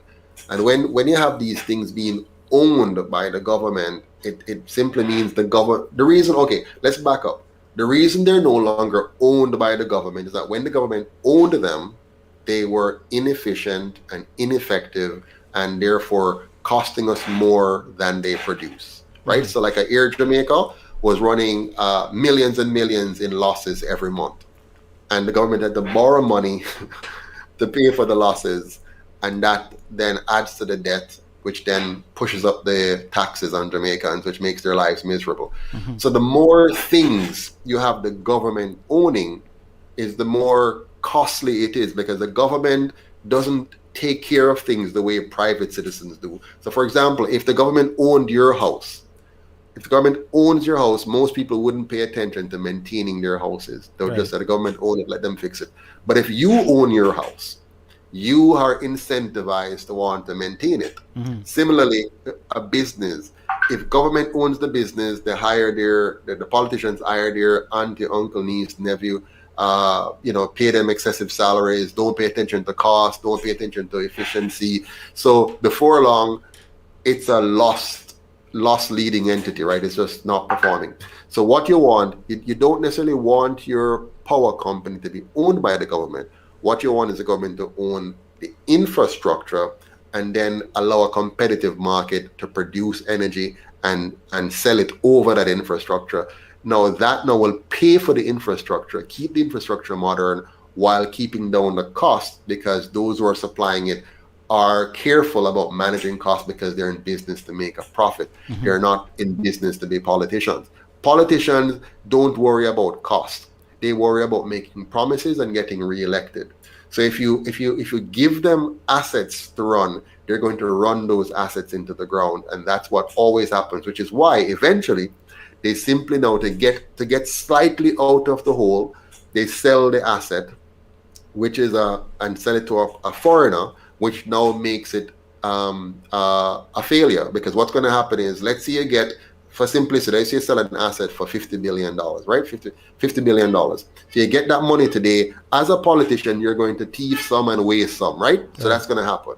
Now, but that asset is now gone. It's now owned by a foreigner. That foreigner is here to make money, which is fine. They're going to make money, but then they're going to keep leeching that money out of the country somewhere else, which will continue to suppress your economy. So the UIC way is, no, let's put those assets in the hands of Jamaicans here in Jamaica who live here, who are a part of this country and culture, and take it out of politicians' hands and let that circulation of wealth happens here efficiently from a business standpoint, and let the government focus on the job of government: safety, cleanliness, order, justice, and the things that only government can and should do. Let's take a look at the police force now. Yes. And this is a pressing issue as well, where we've seen over and repeatedly in different occasions where the police abuse the little bit of power that they have. And they beat up citizens, they violate the rights of citizens in more times than we care to even talk about. When the UIC gets in power, will the UIC be actually looking out for the citizens and protecting the citizens from the police? And I want you to listen to the way I said that. From the police, when it's the police who should be protecting the citizens, right? Yes. But at this present time, we've seen several videos of police officers beating citizens and treating them in a certain way that is inhumane. Will you go in power and fix this for the Jamaican people? So first of all, yes, we will, but let's now get into the details. First of all, the police generally is a reflection of the government. So we have a police force, not a police service. We have a police force that was designed by our colonial masters. It was never designed to serve and respect the people of Jamaica. It was designed to brutally keep the people of Jamaica in line for the benefit of their colonial masters. When you understand that, and you understand now how the police force is developed, the training that they receive, the leadership structure of it, the connection between it and the government. So, for example, if the government is indicating that you need to go lock up people that are not wearing masks and take your attention off people who are murdering people, then the police follows that direction and become focused on locking up people that are not wearing masks rather than hunting down and preventing murderers from getting away. Similarly, when you have a government that says they're going to put in states of emergencies and create a situation where they make all citizens criminal, and particularly citizens in low-income communities. So if you live in a low-income community, you're a suspected criminal. You're not treated as innocent until proven guilty. You're treated as being guilty by association with poverty. And so the police now goes to those areas, lock down their shops, lock down their bars, lock down their communities, and create animosities and tension, and continue to foment the kind of adversarial relationship between the police and the community. The UIC will change all of that by making the police a service and changing their training, changing their tactics, changing their approach so that they become a friend of society, a friend of the community. And once again, the young boys and young girls can see their police officers as respectable citizens to whom they should look up to and expect guidance and support and attention in ways that will help them to see the value of the law. There's also a very important element of this, which is the law itself. Right now, Jamaicans don't know the law. There are many, many laws. They're complicated and complex, and we don't really know what we're about. The UIC will change that by creating something very fundamental, which is to explain to everybody this basic law, the law of liberty we call it, that you have a right to do whatever you want with your life, your liberty, and your property, provided you do not infringe using force or fraud on the life, liberty, or property of others. Even a child can understand this. And when that becomes the ethos of our existence, that not even the government can violate that basic tenet of our existence, then you start to reshape the society, because now they understand self-ownership. They understand what it means to be a responsible citizen. And it's not complex anymore. It's not, you can't know what is really going on here. Now they're going to know how we should live, the morals that will undergird our existence. And we're going to usher in a new era of Jamaicans who finally understand what freedom means and understand what personal responsibility means as well. We had gotten disconnected on the topic of crime. You didn't finish your statement when we got disconnected. Right. And someone just reminded me to say, continue the solution that you have for crime. Because, like I said, that is a serious topic right there that a lot of Jamaicans are concerned about. So if the UIC gets in power, I keep saying when the UIC gets in power, because we have to speak it, right? We have to speak it into existence, right? So when the UIC gets in power, as far as crime goes, what, I want to put it the right way. I don't want to say what plans you have, but what strict measures, let's put it that way, will you have for criminals? Because over the years, everybody has been crying and saying, we want back capital punishment, and maybe that shouldn't be the what we are running with right now. But I just wanted to put that there. Many persons has been crying, saying over the years, we want back capital punishment, bring back capital punishment. Maybe that will change something. But what strict measures would the UIC put in place to try and curb or control the crime situation?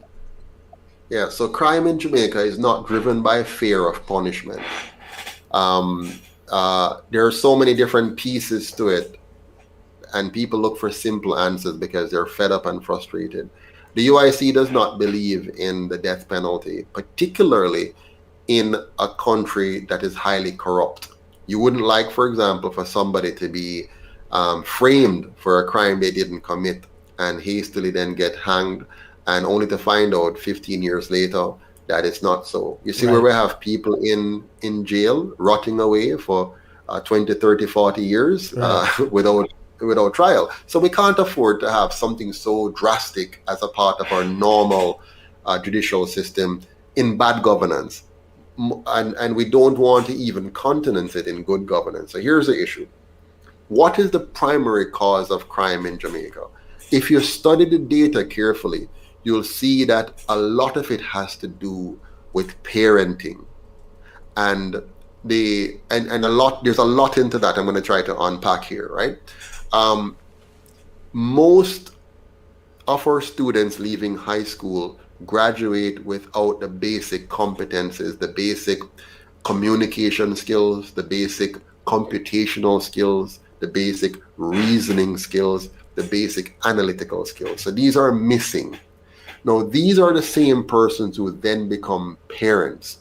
Many of them are underemployed or unemployed, living on the margins. So and oftentimes they're single parent homes, so missing a father in most instances. And so you have the mothers crying and so on. These all combine to make it easier for the person to get into a gang than get a job, get into scamming than getting into entrepreneurship, because of all the things I mentioned before, the barriers to entry created by a corrupt political system, which creates gatekeepers and politicians who then give a blight to some and block off others. So all of these pieces must be fixed if we're going to address crime, which is why the UIC takes a holistic approach. First of all, we understand the colonial past, we understand the colonial constitution, we understand the incentives and disincentives created by such a constitution and such a governance model. And so we want to pull away all of those things that are affecting the Jamaican people. So we have to now deal with some fundamental problems. That's why the UIC has set aside now 10%, the full GCT. We're going to set that aside, and that is going to be a major plank. So now the poor person picnic going definitely get nutrition. If you don't eat well, you can't learn well. And if you don't learn well, you come out of the conveyor belt more suited to the gang than to a work environment. And then of course there are less work opportunities for you. So again, you're still going to gravitate here, right? Now, so here we addressed nutrition, education, and healthcare for the young. We also follow this up with a program. Once you leave high school, you have a program of apprenticeship, which gives every single high school graduate who is not going to university or to another college program or whatever it is. Once they're not going into any other program, they come into this apprenticeship program, which gives them a job immediately. They might learn firefighting. They pass through different areas, but firefighting, for example, policing, administration, research center, whatever it is, but they get a job. The job gives them an amount that is just enough for them to get by. It's not a big pay, but then it prepares them now in a hands-on way for work. So they're now involved in something meaningful. They're a part of a meaningful team. They're learning work skills, getting up on time, following a schedule, participating in teamwork and so on in a work environment for which they're paid. Once they're fit and ready, they transition at any time out of it into a job or into further studies or whatever it is. So we're going to take them away from the gangs. We're gonna make it so attractive that every child who, for whatever reason, isn't going on to something meaningful can get into that. Secondarily, now we're getting rid of the ghettos and the garrisons and the squatters community by moving those families into becoming property owners in a new housing development that we're going to have across the country that creates high quality condos, 3 bedrooms, 3 bedrooms, good living room, good kitchen, properly built with a mortgage that allows them to be able to now pay this over time. And it's generational, so they have enough room to manage this and now become property owners. While we're doing that, we're converting all of the arable lands into organic production and make us an organic capital. So now we're getting monies coming into Jamaica to further stimulate the economy. We're going to make agriculture again a key part of our economy, a key part of our thinking, a key part of our schooling, and good quality agriculture, not the fake one that we have now with all the chemicals and all that kind of stuff. So linking all of those, bringing on the projects for the water harvesting, the project for the energy harvesting, the project for the food security, putting all of that together with the education improvement, with the health and nutrition of our children. Now you start to create an environment where there's no incentive to be in the gangs. Now you can do something better with your life. And we have a workfare program now for the adults. So any adult who doesn't have a decent job at the moment, now they can join the workfare program, which is similar to the apprenticeship program, but this one is now for adults with a little bit of difference in the way we treat them, so that they can, quickly sharpen certain skills and get into a productive sector of the economy, which will now be opened up because we get rid of the fake regulations that protect big businesses and stifle small businesses. Great. Now, as we're about to wind down, because we've been going for 2 hours long, but it's a great conversation. As we're about to wind down, let's address this march, this walk for liberty that the UIC is putting on, and this is for the Jamaican people. Now, first of all, tell us about the walk for liberty and what it's all about. Sure. One word, liberty. It's about protecting the rights of Jamaicans to choose. We're not anti-vaccine, we're not pro-vaccine, we are pro-choice. We want the government of Jamaica to understand that they do not have the right to violate the bodies of Jamaicans. They don't have the right to be mandating Jamaicans to stay home. Every person should be free to move, should be free to travel, should be free to trade, should be free to associate, and to be responsible while doing so. It is not the place of government to take away the rights of any Jamaicans under any pretext. Now, what they have done is to treat us in the paternalistic way that they've always done. They know best what is best for all of us, and that's it. Wrong. 63 men and women in Parliament don't know what is best for 2.9 million people. What they do have is the responsibility to give us clear, concise, useful, honest, objective information, and to point us to the options that we can use to protect ourselves and to help us in accessing those options fully, not in limiting those options, not in defining whichever option they think is best and then going on a campaign to force, to bribe, or coerce Jamaicans into taking it. That is wrong. That's not good governance. That's dictatorship. And this party, which is in power, they accused Michael Manley of taking us just down this path. They went on a mission that caused 800 persons to be murdered in this country, and telling us they're doing that because they want to protect us from communism and dictatorship. No. How can they today be doing what they led us in a near civil war to fight for? But let me calm down. I want to come back to why we're doing this, which is all of that. But the liberty. We want Jamaicans to have the choice as to what medications they take. And when they do take one, it must be based on informed consent. The government is not our parent. It's not our master. It is our servant. And right now, the Jamaican government has lost sight of that and has taken on a position for which it must be held fully accountable. It is treasonous what this Prime Minister has done, and they deserve to be charged and tried and punished for what they have done to the Jamaican people. How effective has these walks been so far? How many walks have the UIC done so far? So far, we have done 5. So we have done, we did Kingston very early. We did a symbolic walk in Heroes Circle on Independence Day. And after that, we went to Portmore, then we went to Spanish Town, then to Maypen, and then to Mandeville. Each of those walks continued to get bigger and bigger and bigger as people get the confidence to say, hey, we can stand up for right, I mean, so UIC here standing up for we can now join them. So now more and more people are getting the confidence that they're not owned by government. They own the government. And so people are coming out now and the numbers are building. So now we're shifting gears now. We're no longer doing walks for liberty. We're now doing a march for freedom on Gordon House. And why are we doing a march now? The government has stepped up its assault on the Jamaican people.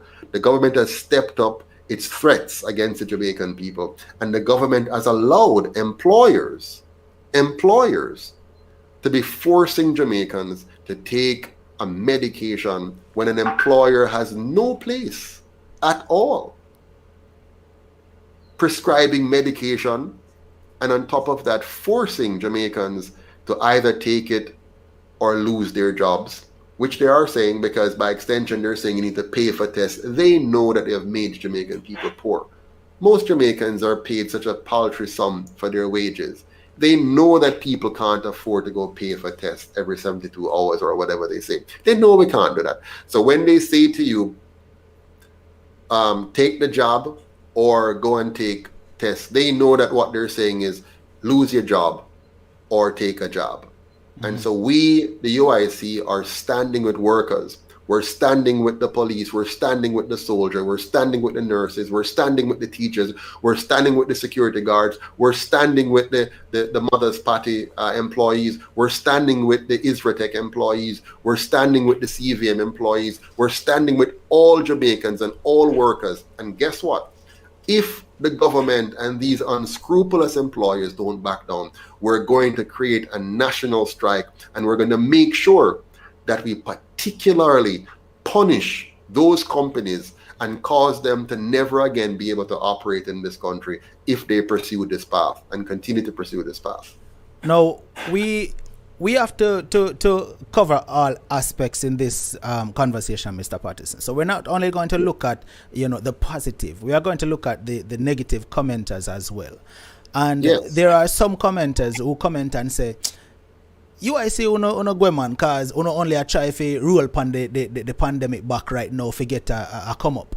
You probably would have seen some commenters come with that. I've seen it, right? And they're saying that you're not being true to Jamaicans. You just want to use this to get the UIC known. What would you say to those people?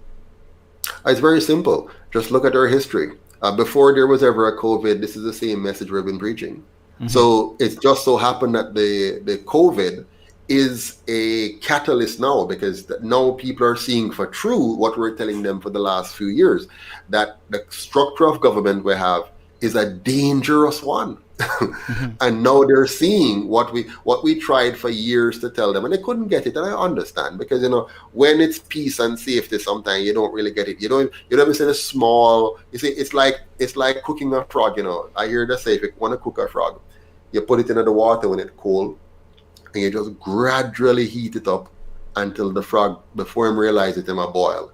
If you put him in there when it's hot, him going to just jump out. So what they've been doing with Jamaica and the world, this is not just in Jamaica, it's a worldwide plan, I believe, to gradually take away and now fully take away the freedoms of the people and turn the entire world into the slaves of a few people, right? And by slave, don't get me wrong, when you say the word slave, people are thinking of, persons in chains and somebody slapping you over your back. No, they're more sophisticated than that. For example, our banking system is designed to keep you in slavery. That's why you have these longer and longer mortgages. That's why you never pay it off for 25, 30 years. That's why the value of your money is always dropping. That's why when you retire, you find your pension is not enough to keep up with the cost of goods. So it's a long time them a slave with, but we don't fully understand it. I have understood it because I am a student of economics. a financial person who focus on political economy and understanding it. So I've seen it for years, and I've been able to predict many of the things that they're going to do before they did it, which is why I formed the UIC, knowing that we're going to get here. I didn't know how we're going to get there, whether it's going to be a COVID or a viral disease or a financial collapse or whatever, but we're there. And now I want to make sure that Jamaica is at least that one true free country on the planet where every Jamaican, the other 4 million Jamaican abroad, can run away from where them there and come here. And this will be the last bastion of freedom on the planet, where any citizen, any person rather, around the world want to find a free country. Jamaica must be that country. Great. We're going to get back to the COVID conversation in a short order, but I think this is one question that, even though we spoke about it earlier, I'm guessing that this person just got here, but I'm going to repeat the question because it's a very important one that persons need to know the answer to. So Ilian is saying, Unstoppable, can Mr. Patterson please shed some more light on what overseas citizens need to do to secure or vote, and the diaspora, right? I know we spoke about that earlier, but it's I'm sure you would agree that it's very important for persons overseas to know what they can do to vote for the UIC when that time comes. Right. So currently, for you to vote in Jamaica, you have to be under voters list. So you have to register, and for you to register, you have to be when you come down. Let's say you come from foreign and you come here on your Christmas break or whatever, for example. You go to the electoral office in your community. Every community, every major town has one. So Santa Cruz, has one. Everybody, there's always a electoral office of Jamaica somewhere in your community. You find the one for your community. You go there. They will take a picture. They will take your fingerprint, all the stuff, and say, yep, you are now a provisionally registered, so to speak, but not fully. They now need to come to your home and visit whatever address you give them, so you can then be an elector in that geographical area, right? That division, that constituency. So they have to come to your home and check on you. So you have to give yourself some time. Usually it's about 2 to 3 weeks that they come and check. Sometimes very fast, sometimes slow. So if you're lucky, you go there today, and maybe next week and a half somebody comes and check on you. And so you have to be at home when they come and check, which is ridiculous. But so you have to be at home, and then they come and check, and they say, good, so you're there. So find your address, whichever address you're going to use here in Jamaica. You can have a family home that you're associated with, or whatever. So you go early. As soon as you land off the plane, just run, go at the register, run, go to the office and register, so that within a week or two, they come to that location. They find you. They won't tell you when they're coming. So, I just let go. And then you get registered, and that's it. Then now, on the day of election, you have to be in the country to now vote for the UIC. Okay. Now, let's get back to the COVID conversation. We have a few minutes to go before we wrap up.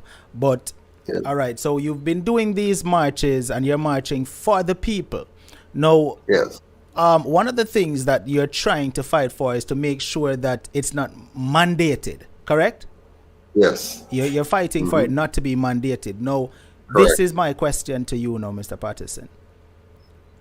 Companies are, you touched on it a bit, but companies are giving persons an ultimatum, not a choice, an ultimatum to say you either do this or leave, right? Yes. Now, they're supposed to have organizations that stands up for the people, for employees when things like this happens.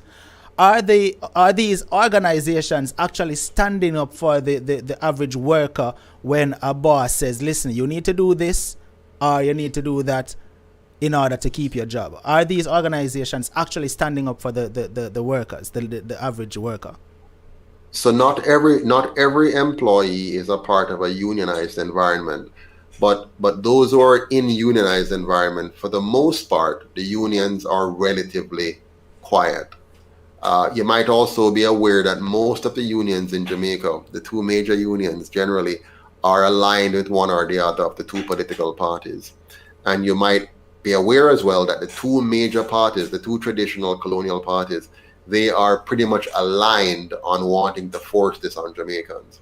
So right now the people are without representation. There's no apart from the UIC championing their cause and fighting for them, the two major parties and their two unions are aligned against the people of Jamaica. And so the people don't have the support, don't have the protection of either their government or their unions. And the government also have arrayed the police and the army against the people. So the people really are in a corner right now. We're cornered, right? Because the government, the security forces, the unions, the employers, they are against the people. And so the UIC now is here fighting for the people to regain the upper hand. And we're talking about a future mandating of the vaccine. That's not really accurate. The so-called vaccine is already mandated because the government says they have to do measures such as lock you down, impose curfews on you, and all kinds of things. And the employers are there now threatening you and forcing you. So it's already a mandate. It's just a matter that eventually they will now pass a law that makes it more full. And the employers are hoping for that because that's what will give them their get out of jail free card. It will say the government has now mandated it, and so see, we were right all along and you don't have a case and so on. So the UIC is fighting against all of that. We want the worker, we want the employee, we want the people of Jamaica to have the freedom to choose, and it cannot be a choice when there's victimization associated with it. You cannot be promising to victimize people and then saying they have a choice. They have no choice. They know that Jamaicans are poor. They have made us poor. They have kept us poor. They have destroyed our economy and made us wage slaves. And then they're using our poverty against us. The rich can buy their way out of this. Any rich person can just pay for the test if they want. For example, any rich person can, it's most of the rich who owns the companies. So they can force the employees to take it while they themselves may not take it. They can buy a COVID fake passport when the time comes. So all of this is an assault on the poor. It's about controlling the poor, dictating to the poor, and possibly even eliminating many of the poor. Mm-hmm. All right. Now, the order where businesses are doing these things and telling employees if you don't do it, then they're not outright telling them, you can't come to work. But you know what I'm getting at. Yes. Now, if and when it gets to the point where the government says, listen, this is now mandated, is it likely for the UIC to have lawyers on board to take this to the next level, to say, listen, we are still fighting for our Jamaican people to make sure this cannot be made mandatory? We have a legal defense fund, which persons are donating to help us to help employees and possibly even take the government to court. But to be honest with you, the court system is not necessarily our friend. So we can try and we can pursue, but I know what our real friend is. 500,000 people on the streets is our friend. 500,000 people not going to work is our friend. 500,000 people surrounding the Parliament building is our friend. 500,000 people locking down the economy and the government is our friend. And that's what we're aiming for. We want to properly educate, inform, and empower Jamaicans to stand up for their rights. Stop asking for their rights. Stop begging for their rights. Stop hoping and praying for their rights, but demanding and taking their rights. So Andrew Holness has taken away the people's freedom. Now the people must take back their freedom. I am leading that process. I am facilitating that process. I am encouraging that process. The Jamaican people must stand up against this government and must take back their country from this government. They cannot rely on the courts. They cannot rely on a fake law, a fake constitution, which was never designed to protect them. They cannot hope and pray for a Messiah to come and save them. We, the people, must get up and defend ourselves. This is not about a virus. This is about your right to be a free man and woman.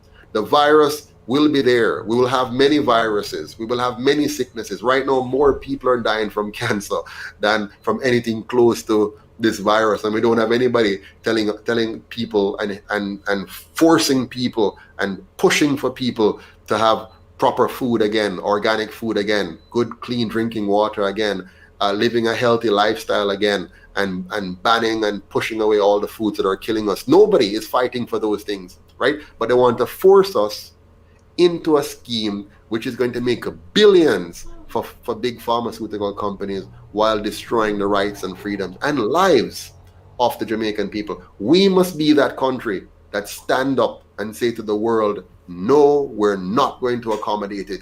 And the United Independence Congress is going to be there for the Jamaican people if they want that kind of leadership. If they want to continue with what they have, then we can't change it, right?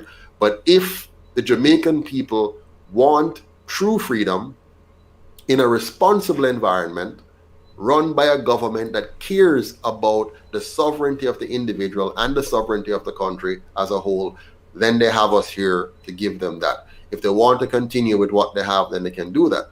But we're hoping and praying and working, because faith without works is dead, right? You can't just have faith, you have to put some work into it. And we're putting the work into it, and we're working with the Jamaican people to say, get up and stand up for your right, and do not be divided anymore. Don't let them trick you by dividing you into vaccinated and unvaccinated anymore.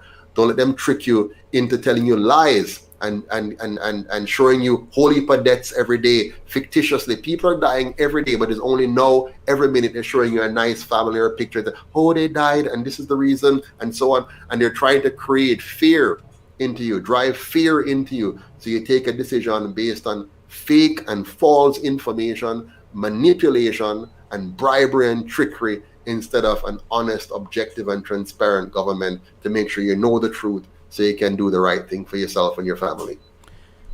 Now, Jamaican government clearly imitates every move the United States makes, right? The United States make.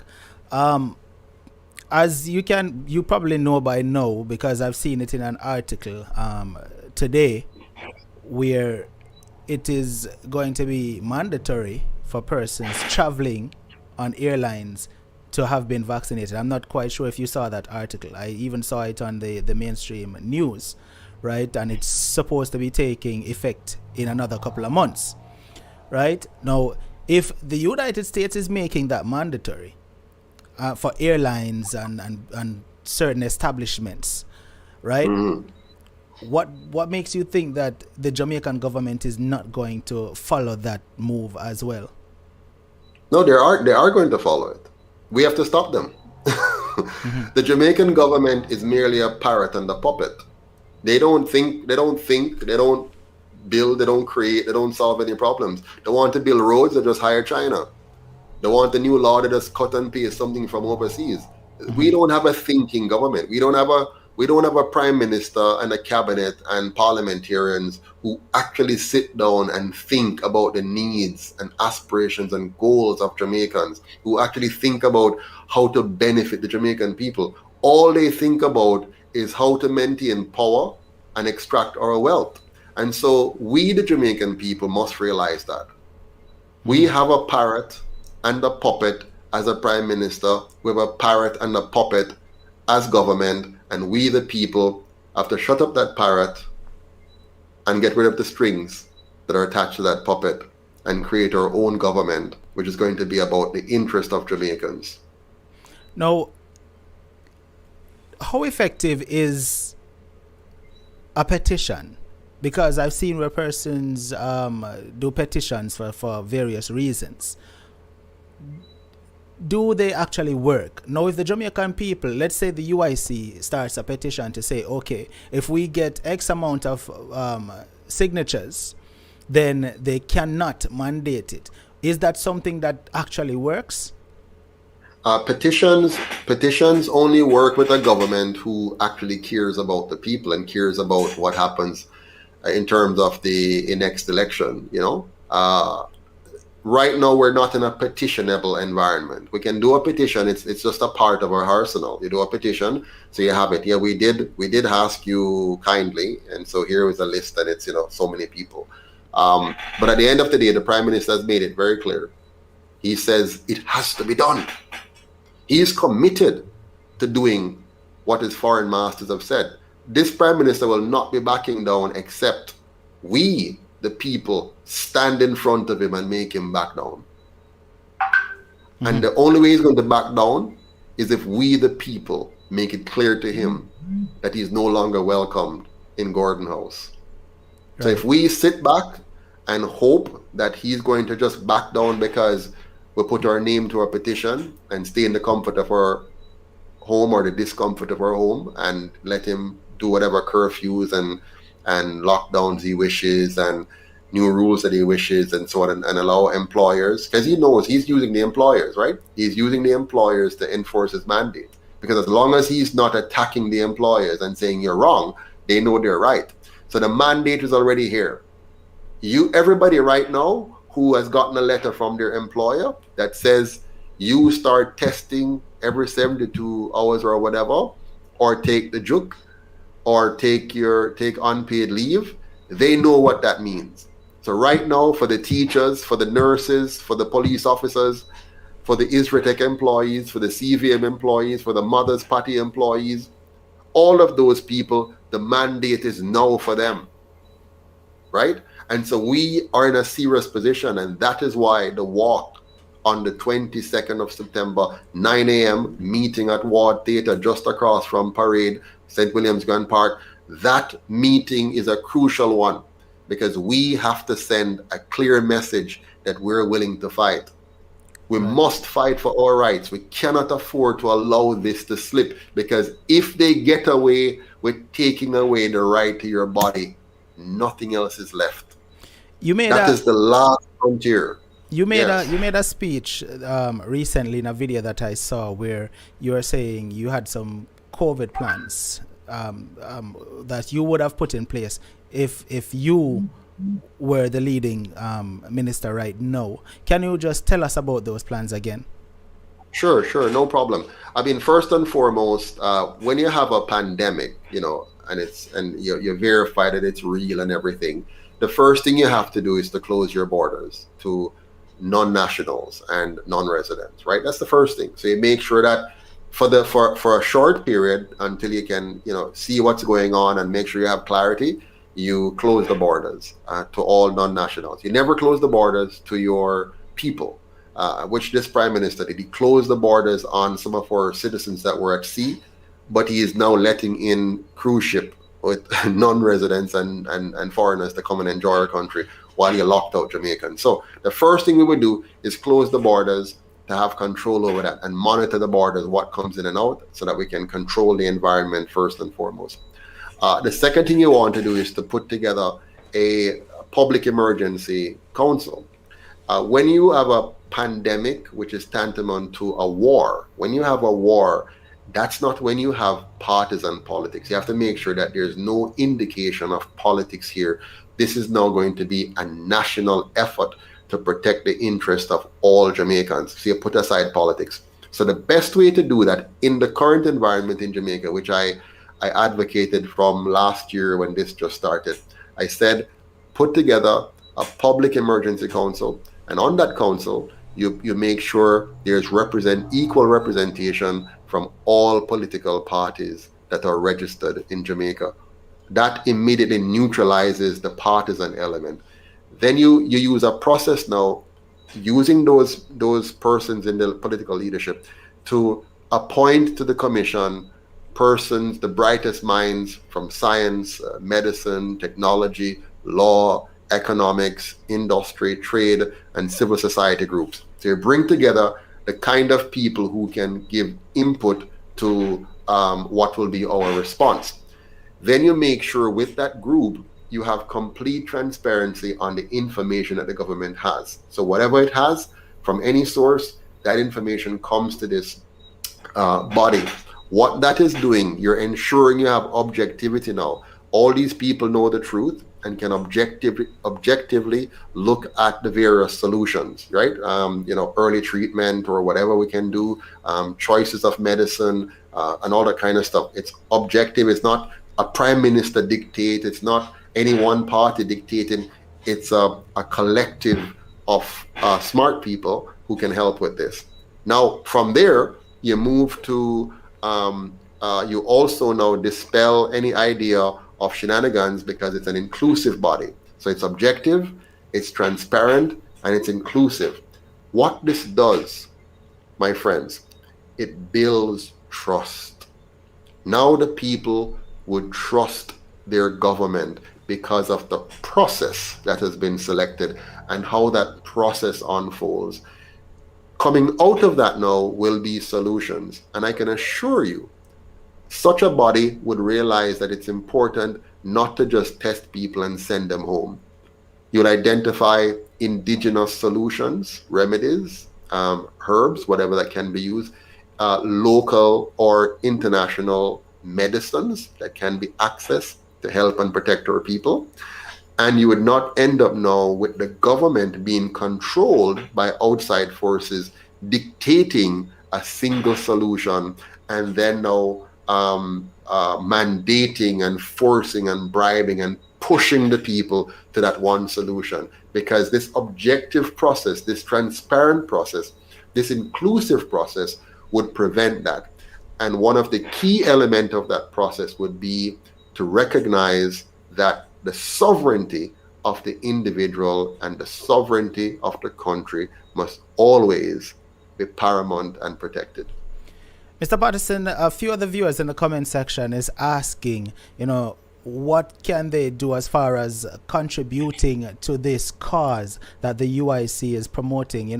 Where can they go to contribute? How can they contribute? I'm seeing a few persons in the comment section asking that question. So you could give them that info.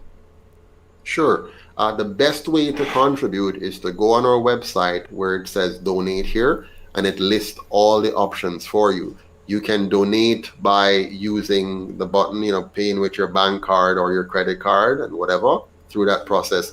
You can also, look at where our address is and send something in to us, a check if you want. But you have all those options listed there on the website, which is uicjamaica.com, uicjamaica.com. And we survive entirely on donations from ordinary Jamaicans.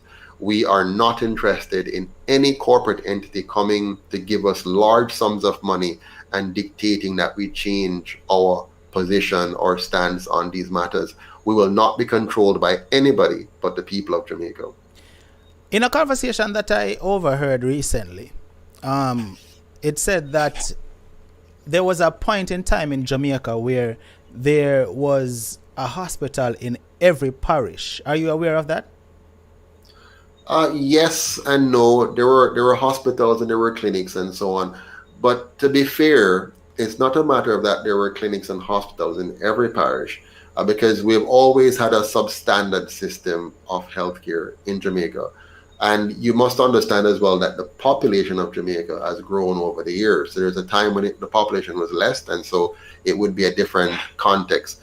To be very frank, Jamaica, the average Jamaican, the vast majority of Jamaicans have never had a good healthcare system. They're not a priority. They're not respected by the leadership of Jamaica, the government of Jamaica. So you have private hospitals for the rich, and then you have substandard hospitals for the working class and the poor. Right. All right, Mr. Patterson, we have come to the end of this awesome conversation. We could go on with this for another 2 hours, but I'm quite sure you're just as busy as I am.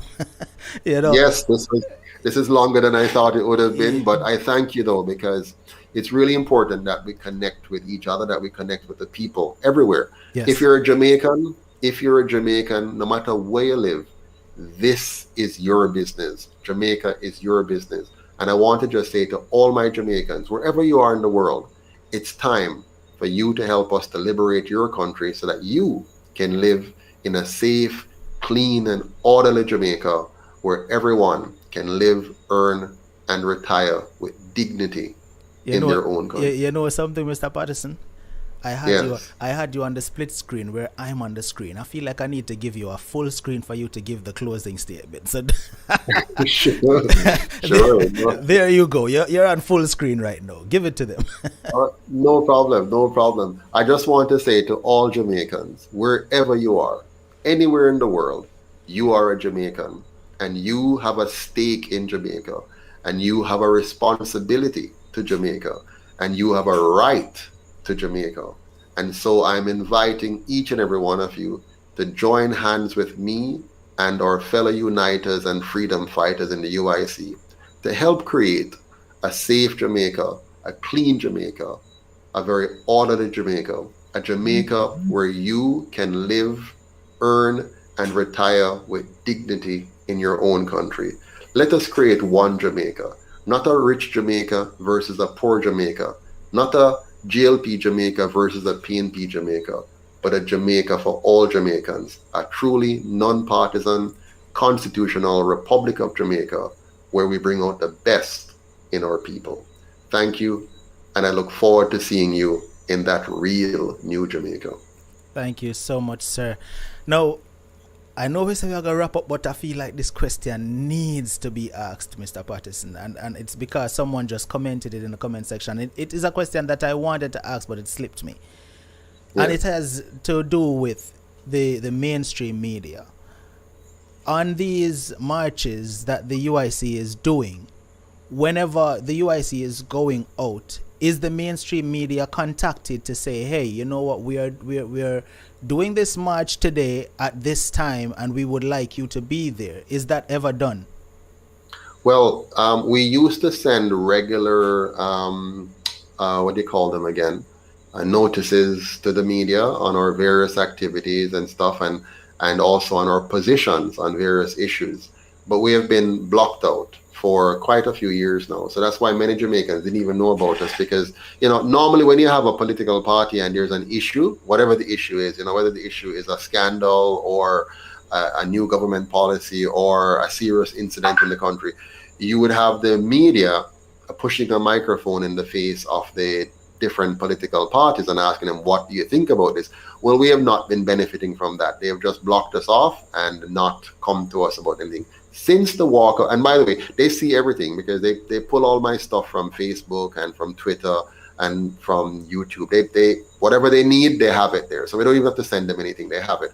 But since we have been doing the walks for liberty, they have begun to now taking note, particularly because I use phrases like fake vaccine, so they want to pick up on that, or because they might see some of the people around us saying no vaccine and they would like to call us an anti-vaxxer. So they usually try to do a show on us, but not to really show the truth to Jamaicans, but to advance a narrative like we're anti-vaxxers or like we're crazy, something like that. So we know how the media is towards us, so we kind of ignore them. We focus on people like yourself who are willing to give a fair and balanced review. You're just interested in what go on Jamaica. You want to know what we're doing, what's going on, and that's why you spend the time to have an interview like this. Right. They don't do that. They don't want to hear what we have to say, because those who own them also own the other two colonial parties. Very good answer. Mr. Patterson, thank you once again for joining me in this conversation. It was very enlightening, and I'm quite sure a lot of persons here, if not everyone, got something informative from this conversation. And most definitely, we would love to have you again, maybe whenever, or I was going to say if, when they make it mandatory, I would love for you to come back again and have a conversation with us about that and how you feel about it happening and what's going to actually take place to make a change. Well, I want to be sure that it never happens, and if it happens, I want to make sure we have 500,000 Jamaicans to overturn it instantaneously. All right, Mr. Patterson, this platform will definitely welcome you every single time. Have a good evening, sir. Thank you, and all the best to you and your viewers. Blessings. Thank you very much. Take care. Unstoppable family, we have come to the end of this conversation, and it was definitely a great and enlightened one. And I want to thank everybody who shared out this stream tonight. All right, and make sure that you go and do some research, learn more about the UIC, visit their website, and play your part to bring a change to Jamaica. I'm seeing Jamaican Carlos in the building. Big up yourself, my brother. I'm seeing Lionfoot in the building as well over here on YouTube. Big up. I have to, shout out these content creators like, Jamaican Carlos and Lionfoot, because they are like me. They cover the important issues of Jamaica, right? And it takes people like us to stand up for the Jamaican people. You understand? We see the issues and we bring them forward. You understand? And as much as some people may want to think we do it only for the views, let me leave that one there. So, but yeah.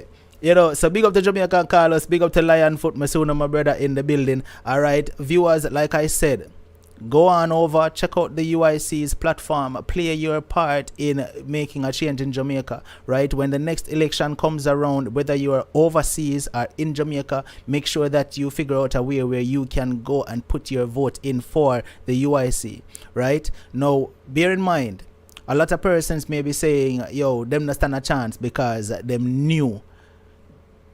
Do away with that kind of thinking.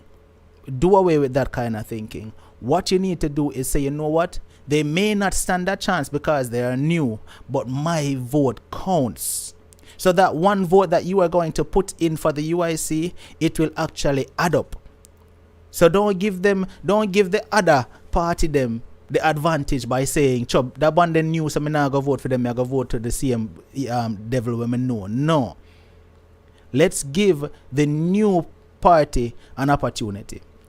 Right, and I'm seeing where Devon is in the comment section, standing up for Mr. Patterson. But Devon, that is not even necessary for you to do, because Mr. Patterson, in the beginning of the conversation, addressed the rumors where persons trying to defame his character and tear him down. So he already addressed that. So going back and forth with persons in the comment section about it, you're only giving them fuel. You understand? If they want to spread rumors, let them spread rumors. If they want to say he was convicted when he already cleared that up, let them spread the rumor, because what they're actually doing is they're bringing more attention to the UIC, because when they do that, more persons are going to be like, well, you know what?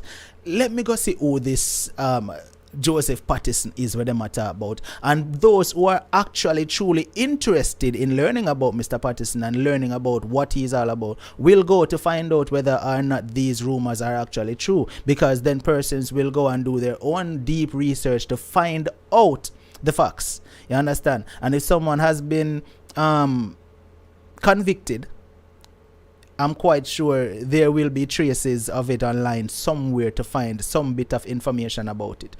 So there's no need to battle with them in the comment section. And to the person that said, Unstoppably, you don't like to hear opposing comments. Opposing comments are always welcomed. I have no problem with opposing comments. I welcome opposing comments. I welcome persons who don't agree with what is being said, because everybody is not going to always agree.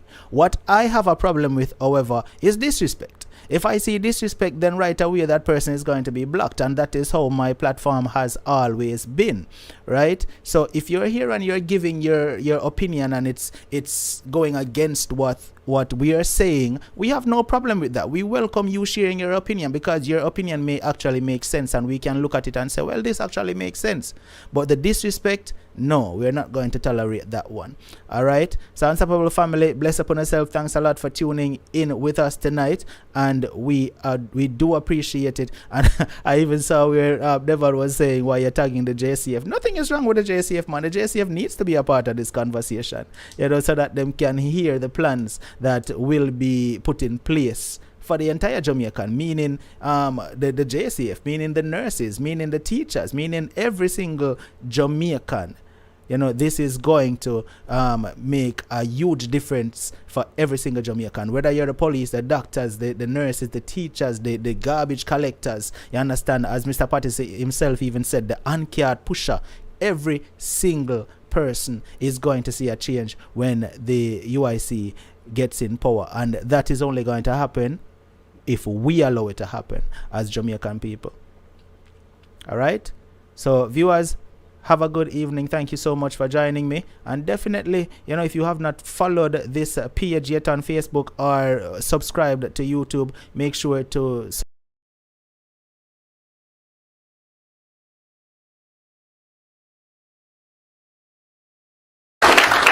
Thank you, Judge. It's great to be here. We've been traveling about. We've been over in Greenville. We've been traveling throughout this part of the country, and what's good for me is it's only about 30 minutes till I get home. I'm not far from home, just down the road.